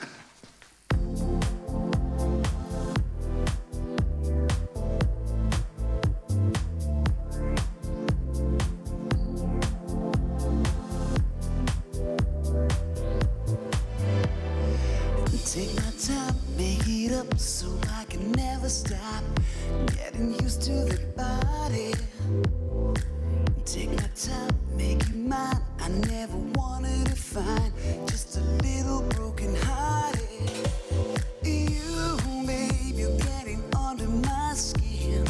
You, babe, you never wanna let me in. You, babe, you know my love is on fire. Never want you to fly because of you. Never giving up, you feel the same thing happen when we kiss under the stars. You never giving up, you feel the same thing happen to you. You're singing, oh, oh, oh, never giving in to you. And just give me one more chance to prove. Gotta let me in, you gotta let the sun begin tonight. Take my time so you find that I'm the one you want. Discover all my secrets. It's a sign that you want to answer all your thoughts. You're my reason for living. You, babe, you're getting under my skin. You, babe, you never wanna let me in. You, babe, you know my love is on fire. Never want you to fly because of you. Never giving up, you feel the same thing happen when we kiss under the stars. You never giving up, you feel the same thing happen to you. You're singing, oh, oh, oh, never giving in to you. Just give me one more chance to prove. Gotta let me in, you gotta let the sun begin tonight. Can't you see that I will never walk away? Can't you see you are the reason I will stay? Don't you know I'll paint your name across the sky? Show you how I feel, I wanna make you feel alive. Because of you, never giving up, you feel the same thing happen when we kiss under the stars. You, never giving up, you feel the same thing happen to you. You're singing, oh, oh, oh, never giving in to you. Just give me one more chance to prove. Gotta let me in, you gotta let the sun begin tonight. You're singing, never giving in to you. Just give me one more chance to prove. Gotta let me in, you gotta let the sun begin tonight.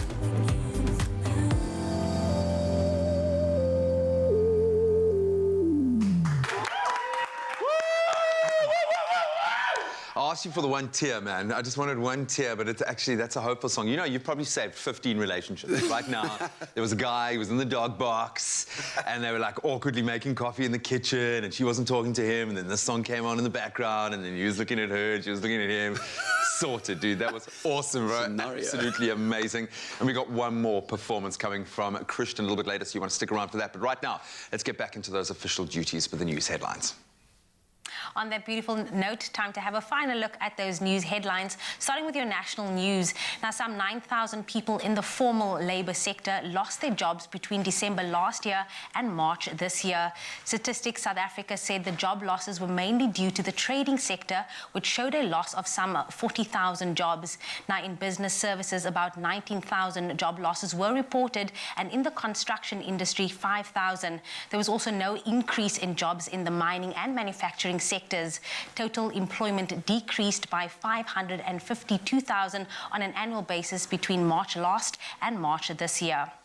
And then staying with your local news, Vinpro, which represents some 2,600 South African wine grape producers, sellers and other wine-related businesses, says the nationwide alcohol ban is too broad, unnecessary, unjustified and counterproductive.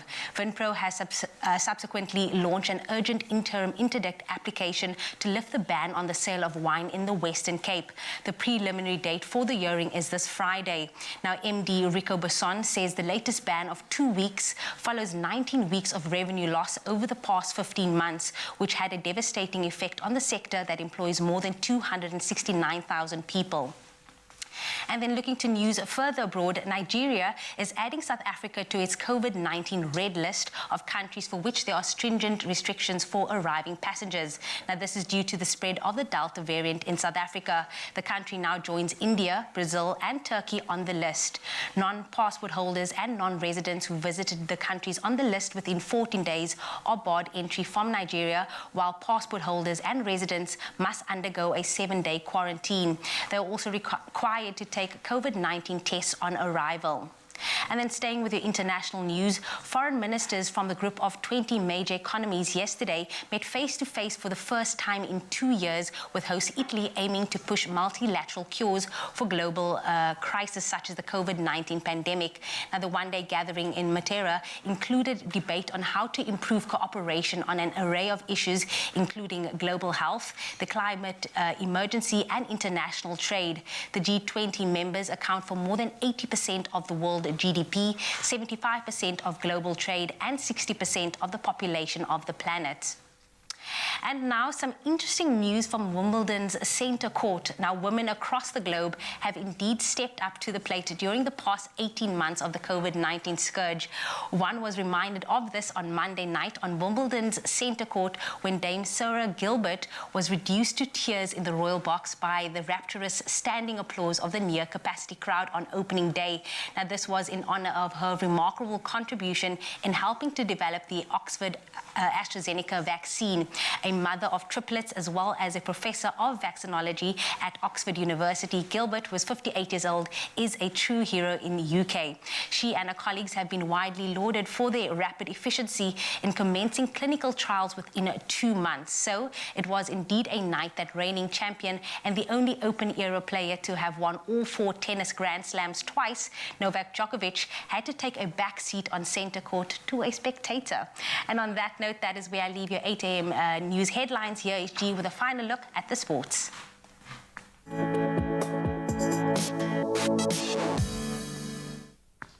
Thanks so much, Jamie. We start on a celebratory note as the Proteas recorded a very exciting, nail-biting, in fact, one-run victory over West Indies in their third T20 international match at the National Cricket Stadium to now take a 2-1 lead in the 5-match series. An impressive performance once again by star with the bat this entire tour, Quinton de Kock, who reached 72 from just 51 deliveries, helped to guide South Africa to 167 for 8, a competitive total in the end. As man of the match, Tobias Shamsi had the phone out and he led the bowling attack, picking up 2 wickets in his 4 overs to restrict the Windies to 166 for 7. That fourth very interesting T20 matchup between West Indies and South Africa will take place from 8 p.m. tomorrow. Then also a lot to be excited about on the rugby front. Apalele Fassi and Roscoe Speckman will make their Springbok debut on Friday when the world champions take on Georgia at Loftus Versfeld. So Jacques Nenamba, who will be guiding the Boks in his first test as head coach now, named 18 Rugby World Cup winners in his matchday squad, with, of course, Siya Kolisi captaining the side. Then Jasper Visser, who was named on the bench, is in line to make his Bok debut. And that match between South Africa and Georgia will kick off at 7 p.m. in Johannesburg this Friday. Then a thrilling night in the world of football last night as well. England left it late to beat old foes Germany 2-0 in their round of 16 clash at Wembley Stadium to advance to the Euro 2020 quarterfinals. The goals by Raheem Sterling and captain Harry Kane securing the statement victory for the Three Lions. Then in other knockout results, Ukraine have advanced to the last 8 for the first time in their history. That was after beating Sweden 2-1 in extra time at Hampden Park, thanks to a late goal by Artem Dovbek. The Euro 2020 action will continue this coming Friday. And then finally on to grass, and not the best news for fans of Serena Williams. Her latest attempt at a record-equaling 24th Grand Slam title has sadly come to an end after the 39-year-old made a tearful exit from her first-round clash at Wimbledon. The 7-time champion was up against Belarusian world number 100 ranked Alexandra Sasnovich when she retired with an ankle injury yesterday. Then in the men's side of the draw, 8-time champion Roger Federer, he avoided what would have been a huge upset as his opponent France's Adrian Manarino suffered a knee injury after slipping. At the time, Federer was trailing 6-4, 6-7, 3-6, 4-2 before Manarino was forced to retire. And that's where we leave our sport for this Wednesday morning. Let's get one last look at the weather.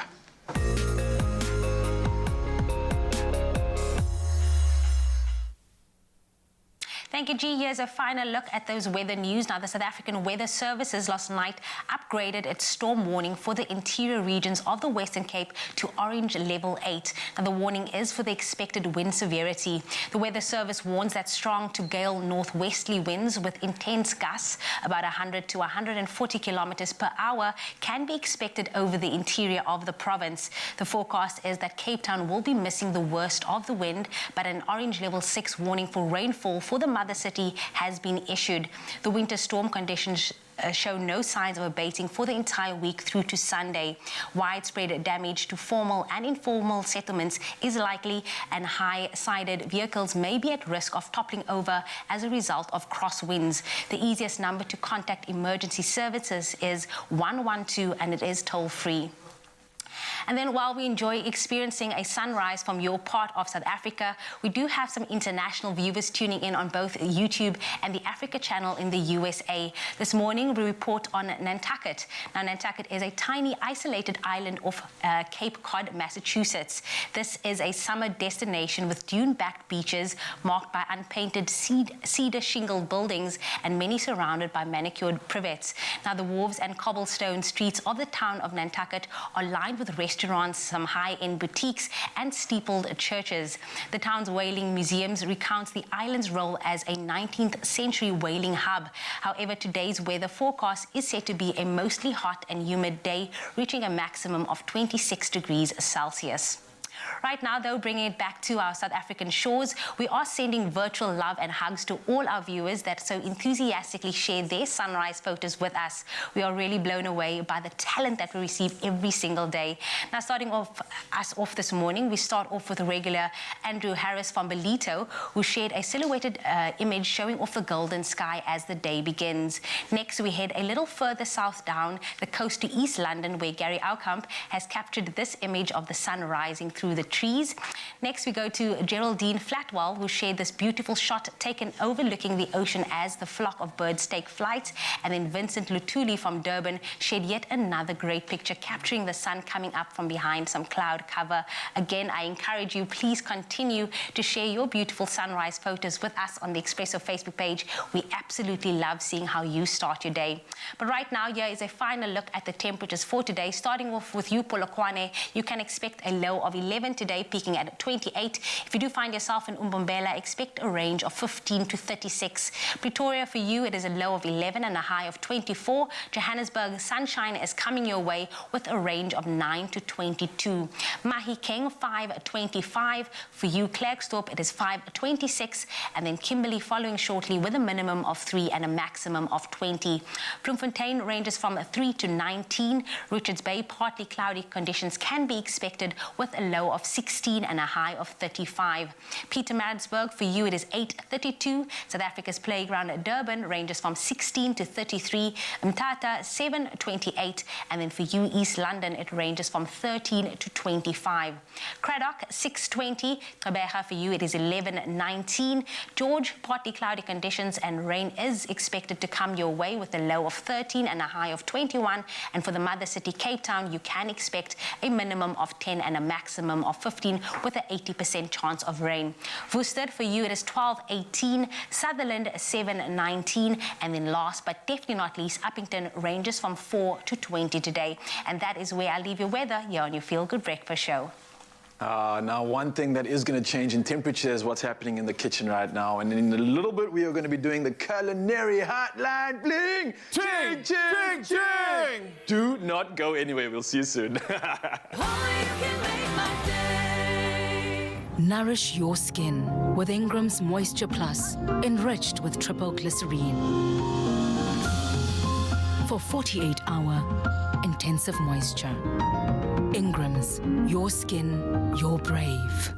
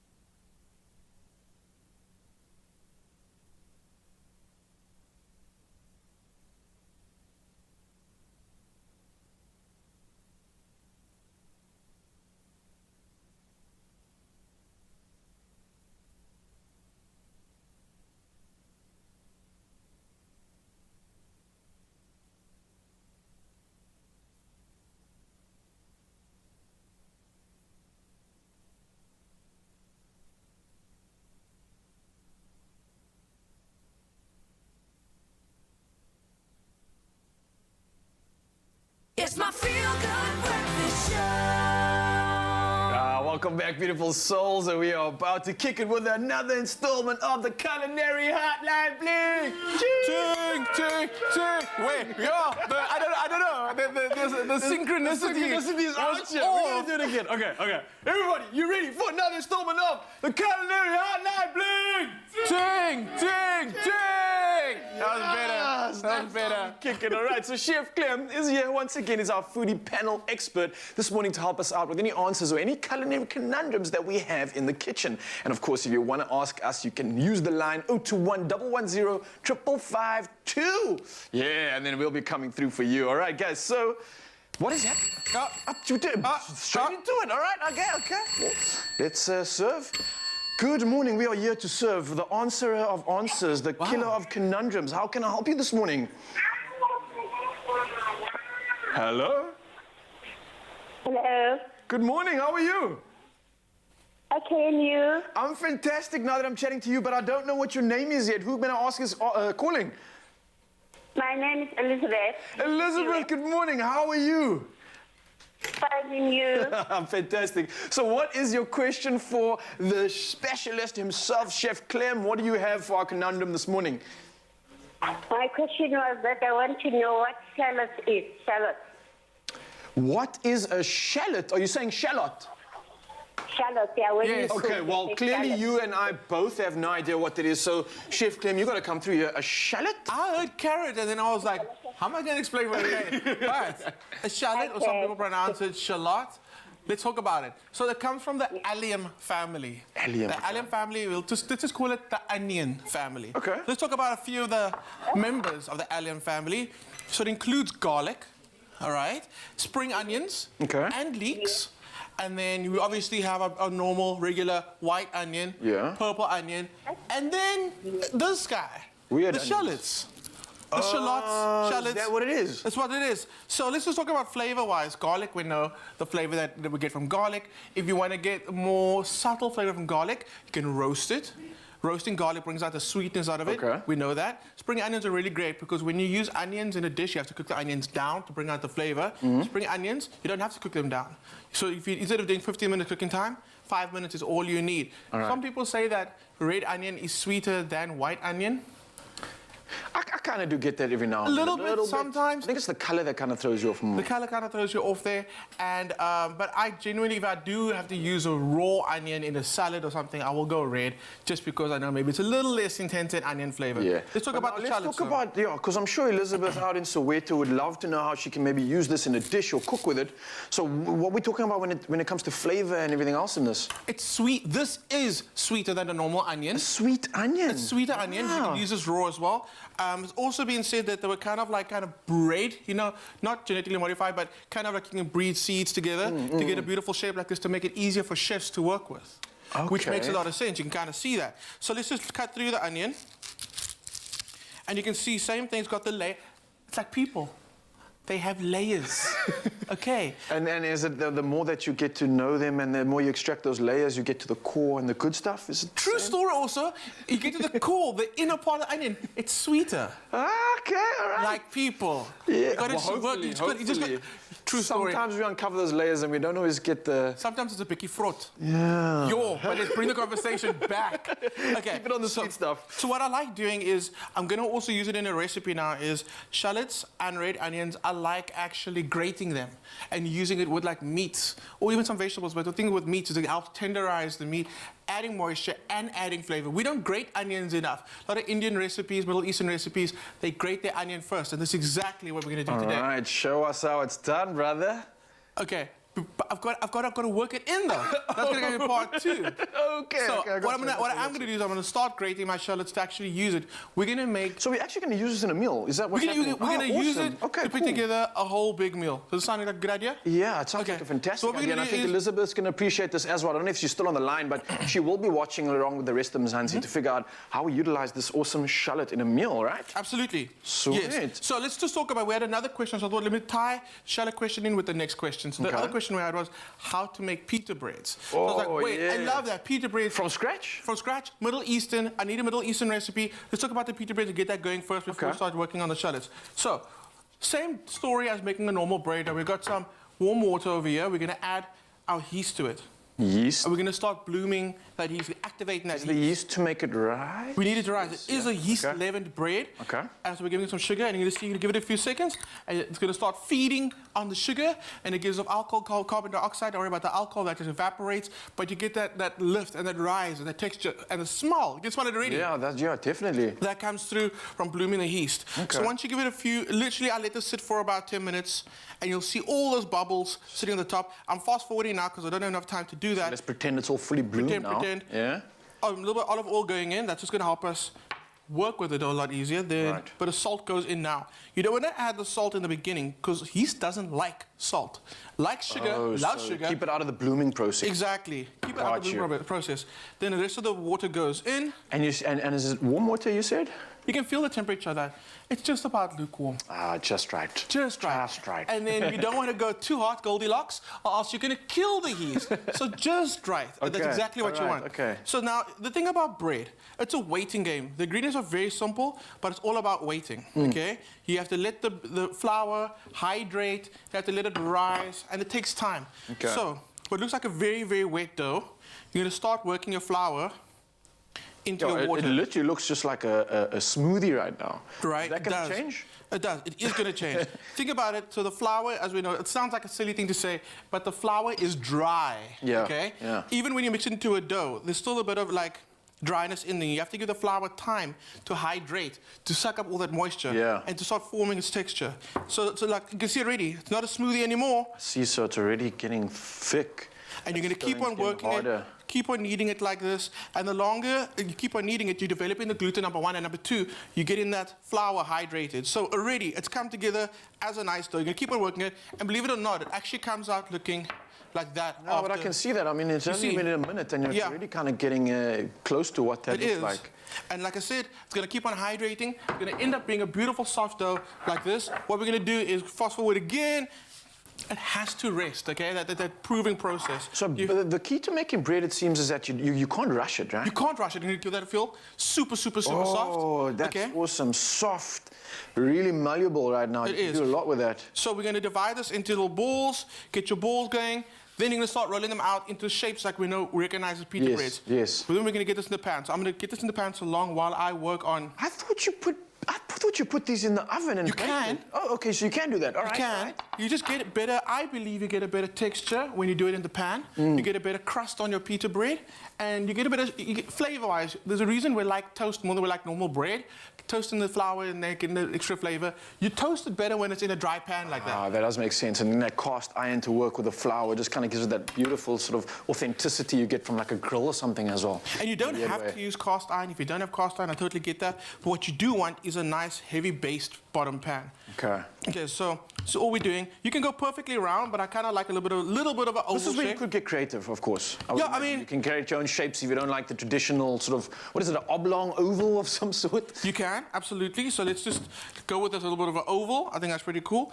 What you want to do at this stage is when you get this rolled out like this, you can let it sit for like 5 minutes just to give it another chance to relax a bit. It's just waiting game, patience in between this. But what's really nice is by the time you've rolled that out, you've got one in the pan. So it's time to turn over. And you're going to turn this over. You see, you got the young crisp starting to happen. Good. You're going to turn it over about 6 times. Okay. And during that time, when you form that crust on the outside, you keep on turning over, you've then formed a crust on both sides. So what you're left with is this air pocket in the middle. So it's going to start separating. So when you cut it open, okay, this one, these we made earlier this morning.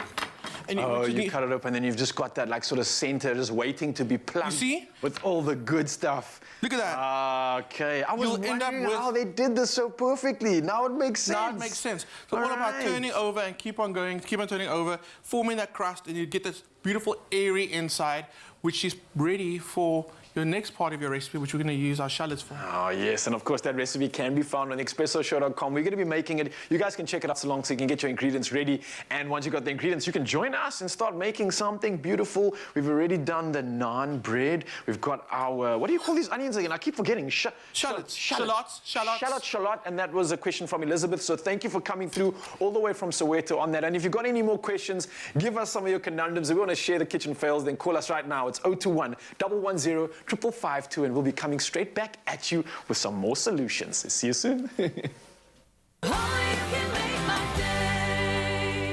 If you eat, sleep and dream of baking, enter for the Tastemaster SA's new season starting in August on SABC2. Grow your career in TV and as a baking influencer and stand to win 50,000 rands worth of prizes.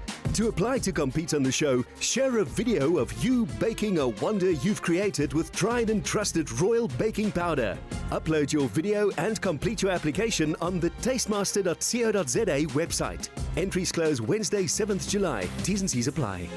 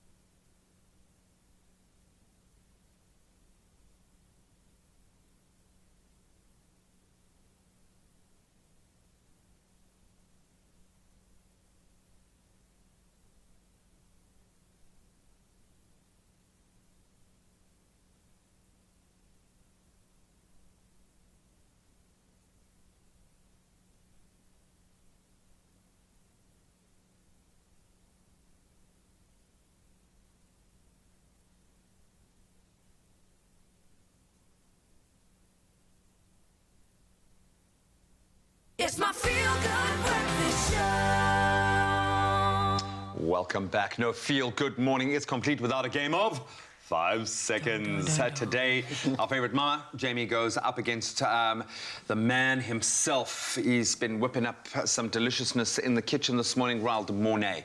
Looking quietly confident, but you got the tiger's eye. She does, and I don't know how I can go against this new look Jamie with this new version of Jamie. It's intimidating. 2.0. You see my earrings shaking? Yeah. This is my hair, but there's no ears. It looks gorgeous. We're loving the colour. Thank you. Have you enjoyed it? I'm living my best life. You must see the shoot that I did. Ooh, you guys are not ready. Is it hot? Sexy mama. We love it. Okay, well, we're gonna put you to the test, guys. You know the drill by now, okay? We are going to give you 5 seconds to list 3 things.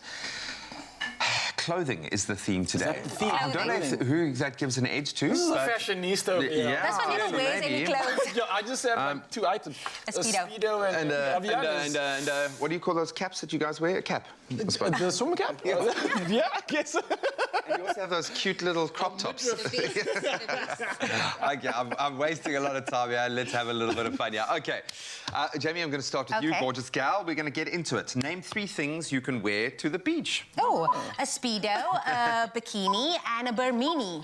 What's a Burmini? It's the mini version of the bikini. It's like that just covers the... Oh, really? Yeah. Is that what you rock to the beach? No, not yet. Have you ever? One day when I'm big. Have you ever? Though? Not in this country. Have you? I know, but I would like to. I'm going to find out. I'm going to check it online. I'll buy you one for your birthday. All right, buddy, maybe it's been a while. I know you're in a long-term relationship, but name 3 things you can wear on a first date. You can wear a Speedo on a first date. I do believe that. You can wear a nice tie and a good suit. Those things together or separately? When maybe the date goes well and you're like, let's take it somewhere else and we can take it to the beach. And then you're like, well, I'm ready. You can introduce me to a friend of yours that I can date that actually rocks out in a Speedo. I have friends. Next time you're with my friends, ask them, can I see your underwear? It will be a Speedo. He Always legit has friends. He's just said it on here. He really does, believe it or not. All right, Jamie, name 3 types of shoes. Sandals, sneakers, and high heels. Okay. Why were you so lacking confidence there? I don't know, because when you said 3 types, I wanted to say brands. I want to say you know why? Because she wears sloffies and stokies and all that. boots. Yeah. Don't judge me. Not helping your dating game here with your mates who wear the Speedos. Just come on. All right, buddy. Name 3 things with a zip. With a zip? A shirt, a hoodie, a Speedo. Really? What store do you buy that I'm going to show you guys. I've seen Speedos with Where does the zip come, though? On the front Speedo? or the back? On the front or the back? Where do you think the zip is going to be? Goodness gracious, man. Did I get that, though, by the way? Yeah, no, I'll give it to you. I can't dispute you. I'm going to rock this show with a zipped-up Speedo one day, and you're going to give me double points. Okay, that's dangerous, man. That is dangerous. Jamie, name 3 things you can wear under jeans. Ooh, a thong, a mama bloomer, and a... A mama bloomer! See this? Jamie's dating life. But it hasn't hit the ground yet. You can pull up. Name 3 things you can put around your neck. Put it around my neck. Wow. A tie, a scarf, a handkerchief. Granny's bloomer. You just... the thoughts in my mind, and when I realized, hey, this is a PG show. I should have just kept quiet. To run it. Okay, well, speaking of which, Jamie, name 3 things Omars love to wear. Omar. What? What is this? A scarf around the neck, a Omar stitching the scarf But I just love... Was she stitching the scarf that she... She was crocheting it. She was crocheting a scarf while she was sitting, okay? You must know. Oh, that's lovely. All right, buddy, name your 3 favourite clothing items. A Speedo, a pair of tights, and Havianas. What do you actually do for a living? What is the thing? I'm actually a Speedo designer, and all of this is hype up to my new line. Beautiful. Okay, Jamie. Name 3 items that you can find in a lady's handbag. Ooh, a lipstick, perfume, and a mirror. Again, your lack of confidence is doing you a disservice. That was all great answers. Back yourself, What's man. in your handbag, though? Not those things. Yeah, definitely. You've got like weapons, pepper spray. Do you have pepper spray? I don't have pepper spray. So I'm going to buy you some pepper spray. Girl must have pepper spray in her purse. That's cool, man. Okay. I'll show you guys. Ryle. No, I feel like you two are favouring one another. Stop doing this. Speedo can be the answer. No. And you can't Name say 3 Speedo. reasons to take your clothes off. Oh, well, it's hot. I need to get to the beach and get into the water and dip the donkey soap and put Speedo on. Was that one? That was That's one. the one reason that's so great that it counts as 3 points. They didn't even put the 5 seconds. Can we give it the sound, Put the 5 seconds on because... I think we heard the sound about 3 minutes ago, halfway through his answer. It's actually a tie, guys. What? It is actually a tie, believe it or not. I'll take it. I'll take it. So you're going to share this. No, but I tell you what, you can get the win retrospectively if you bring the zip Speedo. Okay, watch the space of Zanzi. I'm claiming this one. It'll sit there, ready and waiting. Well, this is your guys at home, your absolute last chance to win with Omar Rusks, to win the 1,000 Rand cash and Omar hamper. Let us know which town in South Africa you'd love to travel to and dipper Omar whilst on holiday. Let us know your dream location on the Expresso Facebook or Twitter page, and remember to use that hashtag always. Dipping time in your answer. Every entry also guarantees you a spot in the lucky draw to win that Smeg hamper worth 12,000 Rand. But you can find all the terms and conditions on expressoshow.com. Good luck. What underwear are you wearing, by the way? You said it was have a also zip. It's got a zip as well. Check it. I told you. Any time is dipping time when it's with the ones you love. We've been loving making some memories here in studio, but I think the best memories are always made around the table. But we rarely stop to think about our food's journey from farm to plate. Tabiso is about to visit a Koo farm to find out firsthand why this is so important.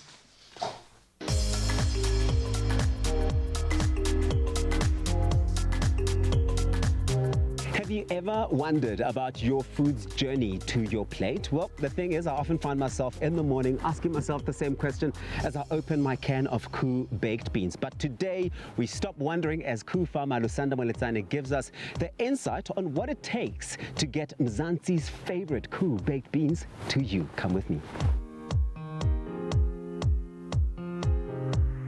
Wow, Lusanda, you get around in style. I mean, how's that? I mean, as a farmer, you must have a tractor. Well, Lusanda, tell us about yourself and your journey with farming. Where did it all begin? There were a lot of black farmers who were struggling to commercialize their operations. And so the drive for us to get involved in farming was to provide assistance to them, especially the land that government is redistributing, so that they can be able to utilize that land to live off it. How did your partnership with Koo come about? Tiger Brands introduced their own fund, and we started engaging them because we were already in agriculture. So the cocktail of the products that were available, one of them was small white beans. And that's how we got involved with Koo beans. Working with one of the biggest brands in South Africa, Koo, means that you have a hand in feeding the nation. How does it feel? Well, you know what I keep on saying to people these days? I always say to them, in a few months, when you buy that Koo can, you must know that some of those beans have come from our farm. So it really does feel great. It's very inspiring also. Quality is a very important part of the work that you do, right? So how do you make sure that South Africans get the quality that they love? Well, I mean, I have been in farming for a while, but I've never planted small white beans before. So Tiger Brands assisted us in making sure that we have a mentor, Nick Basson, who has been working very closely with us to make sure that we treat the product properly and that we don't compromise on the quality of the product. But we are also hands-on. You know, we are there at the farms every day, and we make sure that the farmers, they comply to our production guidelines. Lusanda, you must have a really special relationship with Koo baked beans, but what's your favorite thing to make with them? Well, I mean, Koo baked beans have been my staple since my student days, and now I use them, my own recipe, when I'm making chakalaka. The baked beans are a very important ingredient to it.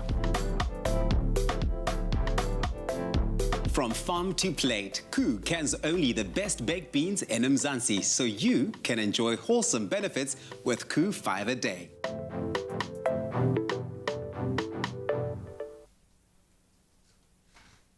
Now here's more good news. Koo is looking for Mzansi's next best cooking star who enjoys to create nourishing and very well-balanced meals. So show us your best plate and it could just be you. Here's exactly how to enter.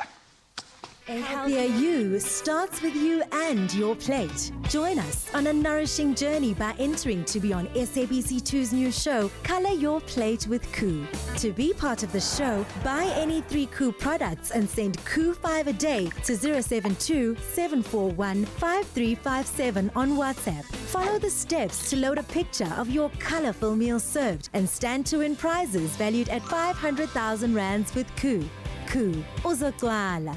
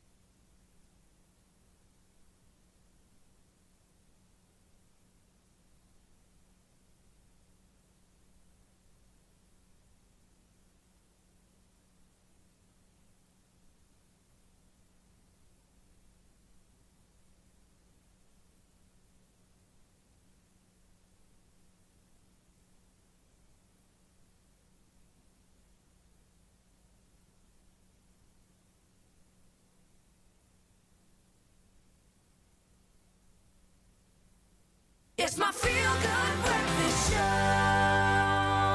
Welcome back, you beautiful souls. You know what time it is. Of course, we're back in the kitchen. We're back doing the thing. Chef Clem and I are just about to sanitize because we're bringing you the final installment of the Culinary Hotline Bling! Ching, ching, ching!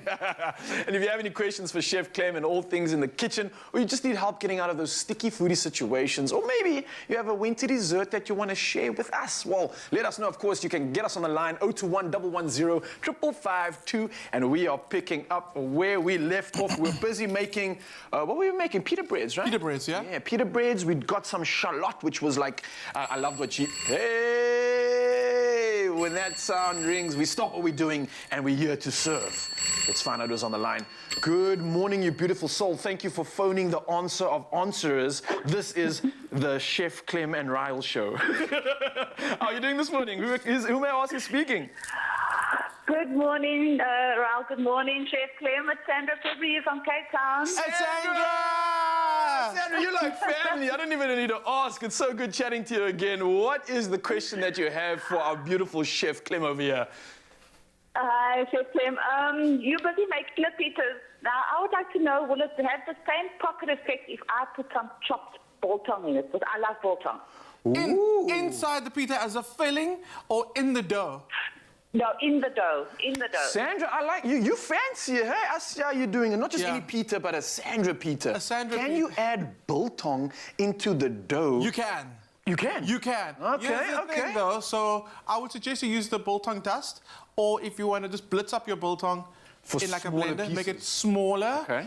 You can add it to your dough process. The only time I would be wary is if you had to add moisture to a dough. Then you're kind of like messing with the ratios. Okay. But if you're adding like dry biltong to it, yes. And I can imagine that'll be so nice served with like a little bit of like cream cheese and spring onion. Oh, Sandra, you just got us on to... Yeah. Sandra, the next question I have for you is clearly you're going to have to make this. So when are we going to get to taste your new pitas? When are you going to pop this recipe into creation? You must taste my biltong pasta. Wow. Wow, okay. Wow. So are you Sandra's like a cream. Are you like a biltong specialist? What else have you done with biltong? I'm a biltong addict. I love that. And I mean, who can go... sleep and live biltong. Nice, and especially being a South African tradition, I love that. I love it. Keeping it local. Well, Sandra, thank you so much for calling in, and thank you for... Whoa! The lines are popping off. All right, let's see who this is. Hello and good morning, you beautiful soul. How may I help you? This is Raul speaking from the Culinary Kitchen. Who may I ask is calling? Hello, Clem Chef. Is that you? It is Chef Clem, and Raul's assisting him. Who may I ask is calling? Hello, Clem Chef. This is Rosalind speaking. I make biscuits, you know, butter biscuits and chocolate biscuits. But a few hours afterwards, the biscuits go soft. How can I make crisp biscuits? Please help me. Clem, the chef, you got to come through. You made a butter biscuit, and what other biscuit did you say you made? And I make chocolate biscuits. And I make macadamia oat biscuits. Okay, so I can tell you the first thing with the macadamia and oat one. Macadamia is very oily, and oats absorb oil, and then the oats themselves become very oily. So when it comes to macadamia and oat biscuits, what you're going to do is you need to add more of a dry agent, so more flour to it. But generally, macadamia and oat biscuits are a little softer, a little chewier, so that's okay. What I am thinking is a bit concerning is that your butter biscuits are coming out soggy. So what's happening there is you're adding too much fat. So you need to take some of the fat out, some of the butter out, or add more flour to it. So it's your ratio between your flour and your fat. And it's like that, if you want a choc chip cookie that's more gooey and chewy, you add more fat to it. And if you want one that's more shorter, that has a bit of a snap, you add more flour. So it's just your ratios. And we actually have some recipes on the Expresso website. Go and check out our butter biscuits, shortbread biscuits, and our chocolate chip cookies. And you see those ratios are perfect when it comes to baking cookies and biscuits. That. Okay, Rosalind, I hope that answers your question. Thank you, Chef Clem. I will try the recipe again. And what I can suggest is, not last week, but the week before, we made the Skit Your Biscuit recipe with Carl Hasty. By the way, shout out to the barber, my barber, that's his recipe. So that shortbread biscuit recipe that we use for Skit Your Biscuit, that's a good butter biscuit recipe. So go and make that biscuit, make that dough, and you'll get a nice, beautiful snap out of that. I love that. And Rosalind, if you do end up making those beautiful biscuits again, please tag us in the pictures, send it through to us, because we'd love, love, love to see what you do and see if Chef Clem was able to... Is that another... Was it... Okay, are you just hearing from... The phone's just going crazy. I'm just ready to answer everything. Mzansi, come through, of course. You know what our line is. But we need to finish off our recipe, because we got the pita bread on lock. We did the shallot. So let me tell you what I did with it. What's next? I took the shallots and I actually just grated it, okay? Like I said, nice, grating onions is a really great way. It's a great way to use it. Okay. Well played. So there we go. So in here, I've got some lamb mint, some salt, mint, and parsley. I'm going to add the onion to it. So it's going to add flavor, of course, but it's also going to tenderize the meat as like the liquid from the onions gets mixed in with the meat, you know? Playing with each other, yeah, of course. Then another allium going in there, garlic. Okay. And I love garlic, so go wild with this one. What about the alliums today? I didn't know what that was until today. I know, alliums. Yeah. And pepper going in. Then, normally people add breadcrumbs to their meatballs. Oh, by the way, we're making lamb meatballs. Did I say that? I don't think we actually I don't think we said that. Guys. By the way, lamb meatballs are going in this pita. That's what Chef Clem is showing us how to do right now. And of course, you can get this recipe on expresso.com too for all the inspiration you need. Where are we at with this one, though? Okay, so, like I said, people add breadcrumbs or eggs to it. It's not necessary. What I do is I add the Willie's garlic and chili pasta stir-through sauce. It's delicious. It's amazing. Work as well. That's like a perfect flavor variety. All the spices are in there. Everything's done already for you. So here's why we sanitize, because I'm going to get my hands in there now. And your hands are the best tools in the kitchen. So you can kind of like work that mince, make sure you're getting all the ingredients mixed together. And what you're going to do is you're going to shape them into little balls. And you can do this like on a kebab skewer or over a braai. But you're not probably going to just start a braai just to make some meatballs. So bring out your griddle pan. Get it nice and hot. We're going to char them. While I'm doing that, will you make a quick slaw for me? Very quick. I got you. What do you need? Purple cabbage, carrots, lemon juice. That's it. That's it. That's all you need. That's Not all you even need. okay. All right, sounds easy enough. We got some things to kind of mix it together there. Yeah, I've got everything I need while you get onto your ball making business on the other side, and I'm just stirring this up, Chef Clem. That's it. So when you get these little, you can make them. You can make these into burgers if you wanted. Ooh, now you're And then being it'll be naughty. like Now perfectly- you're being naughty. I like that. But I think at the same time, like you said, this is where you can get a bit creative. Small balls, big balls, flat balls, whatever you name it. Tennis you like baller, however you like cricket the ball. baller. This is how you can make it. Anyone. Our Afrikaans is not amazing, as if you could tell earlier from What Graham's. you mean, bro? It's net save Afrikaans in the kitchen, in the kombuis. Yeah. In the kombuis. In the kombuis. Okay, so we're going to get those going. Clean up hands again, and now we're going to fill it. Super simple. So we've used our shallots, we've grated it to make this mince filling, and then we've got our beautiful Simple, pizzas. yet so fresh and effective. I love this. I think it's going to give the perfect balance to the acidities of the meat and some of the dough as well. So I That's cannot all wait for you this. need. The worst thing is when you have too many fillings for your pita that you can't actually taste anything, and it's too full, everything just pops out, goes flying everywhere. That's how I like it, actually. You do like it I'm when gonna it's be like honest, really full? yeah, it's like, Oh, okay, as I agree gets with to you, the mouth, actually. It just goes and falls to the plate, and then you're just scooping it back in. It's like eating twice. I agree with you now. So then, in we go with our meatballs. I wanted to get 3 in. Let's see. Let's get the rest of the stuff. Okay. Gonna be pushing it. We're pushing it. So a little bit of the yogurt dressing. Just yogurt, actually. Just yogurt. Just plain yogurt. And I've used all my other herbs. If you had any leftover herbs, you can sprinkle that on top. Spring onion, this would be amazing. Your alliums will go in there The nicely. alliums. Yes. Feta. Love feta in the pita. Turning us into a little bit of a bouge meal this, yeah? It is. Now, just because I said I want to try and get 3. Because we can. It's not necessary. 3 times the charm. We are being a little extra right now. But it's so simple, and it's also an easy dinner to make. What's today? Wednesday. I mean, do you need some midweek recipe inspiration? Pita breads are really simple to make, and because one pita bread gets cut into 2, you make 2 little pockets. Everybody's happy. You don't need to go mince. You can do falafels. Vegetarians are going to be happy. Pitas are what you need to be making for dinner tonight. I think it is the perfect macro balance as well. We've got great carbs, protein, and fat coming from all the ingredients in this variety. It's a live meal that's fun to make. Of course, you saw how easy it was with Chef Clem and I. I couldn't even cook, and look how I was able to help. You were amazing. I think it's perfect. Thank you to everybody that phoned through again on our culinary hotline bling. But unfortunately, that's all the time we have for our hotline today. And if you have any culinary conundrums or you want to share your kitchen fails with us, then you can call us on the 021 110 552, or of course our Facebook, Instagram, and Twitter pages, and of course our website expressoshow.com, where we have this recipe all laid out for you, A to Z. What more do you need? Come on, people. Beautiful stuff for Wednesday. We have served you. Well done, Clem. Well done, you. Thanks for staying with your Feel Good Breakfast Show, Expresso, here on S3. Let's talk about Avo. Yes, Avo is a well-known superfood that we all love, but Avo is also the very innovative super app from Nedbank that thousands of South Africans love. It was launched last year in the midst of the pandemic. Now, the app gained 10,000 subscribers in the first month alone, which is a big milestone.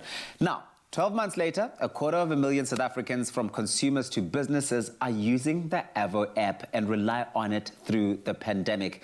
Now, joining us to tell us all about the app's success is Heath, who is the executive head of Digital Fast Lane at Nedbank. Heath, good morning.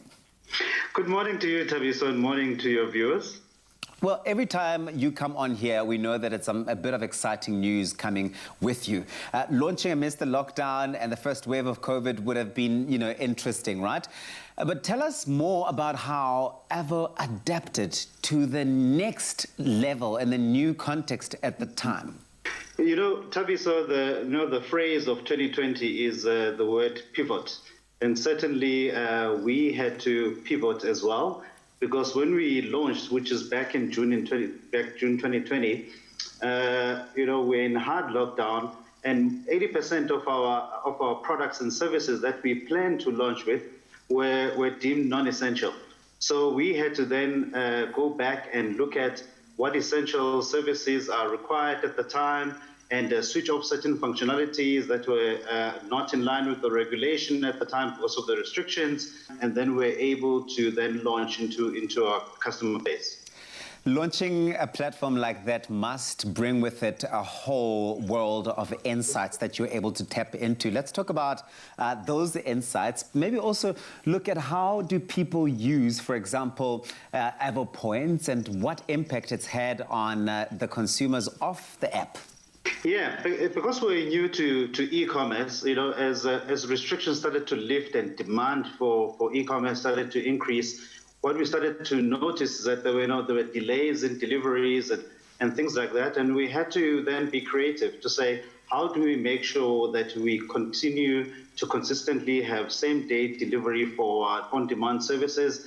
And then we started working with a national rental company to be able to bolster our logistics, to be able to assist our customers.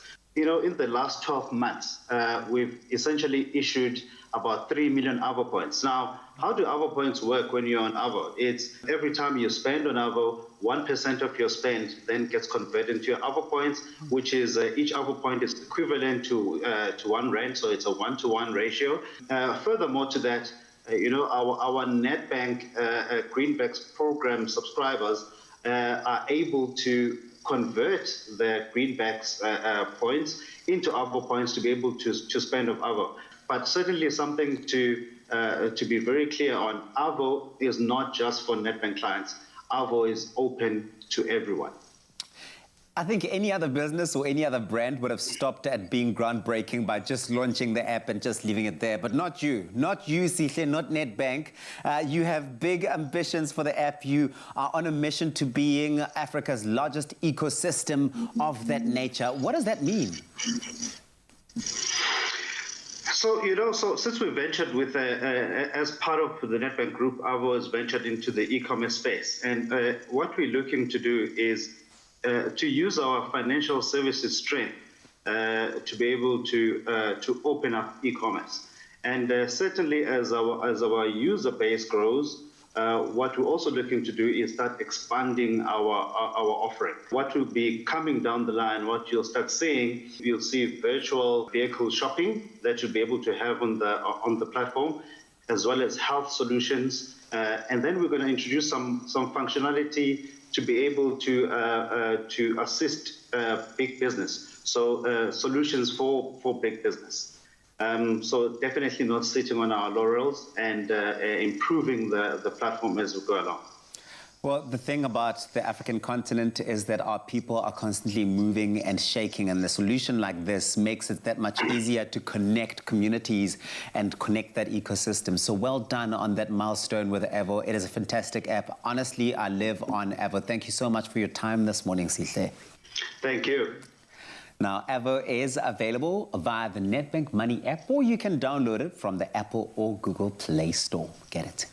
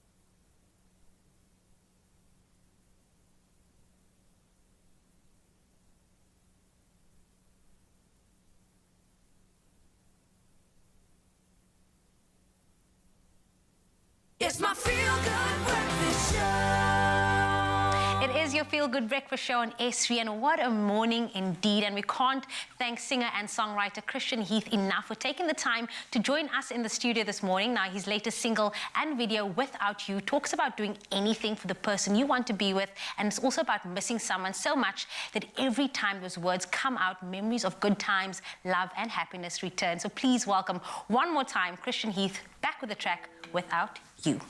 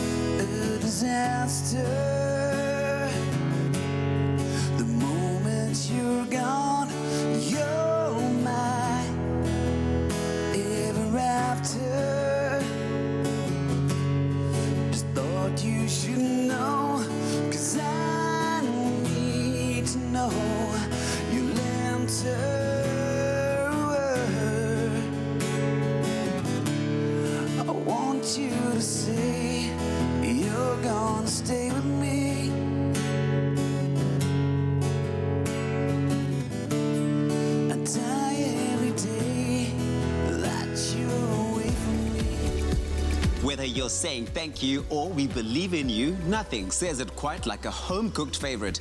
Made with love by Clover. Another feel-good production.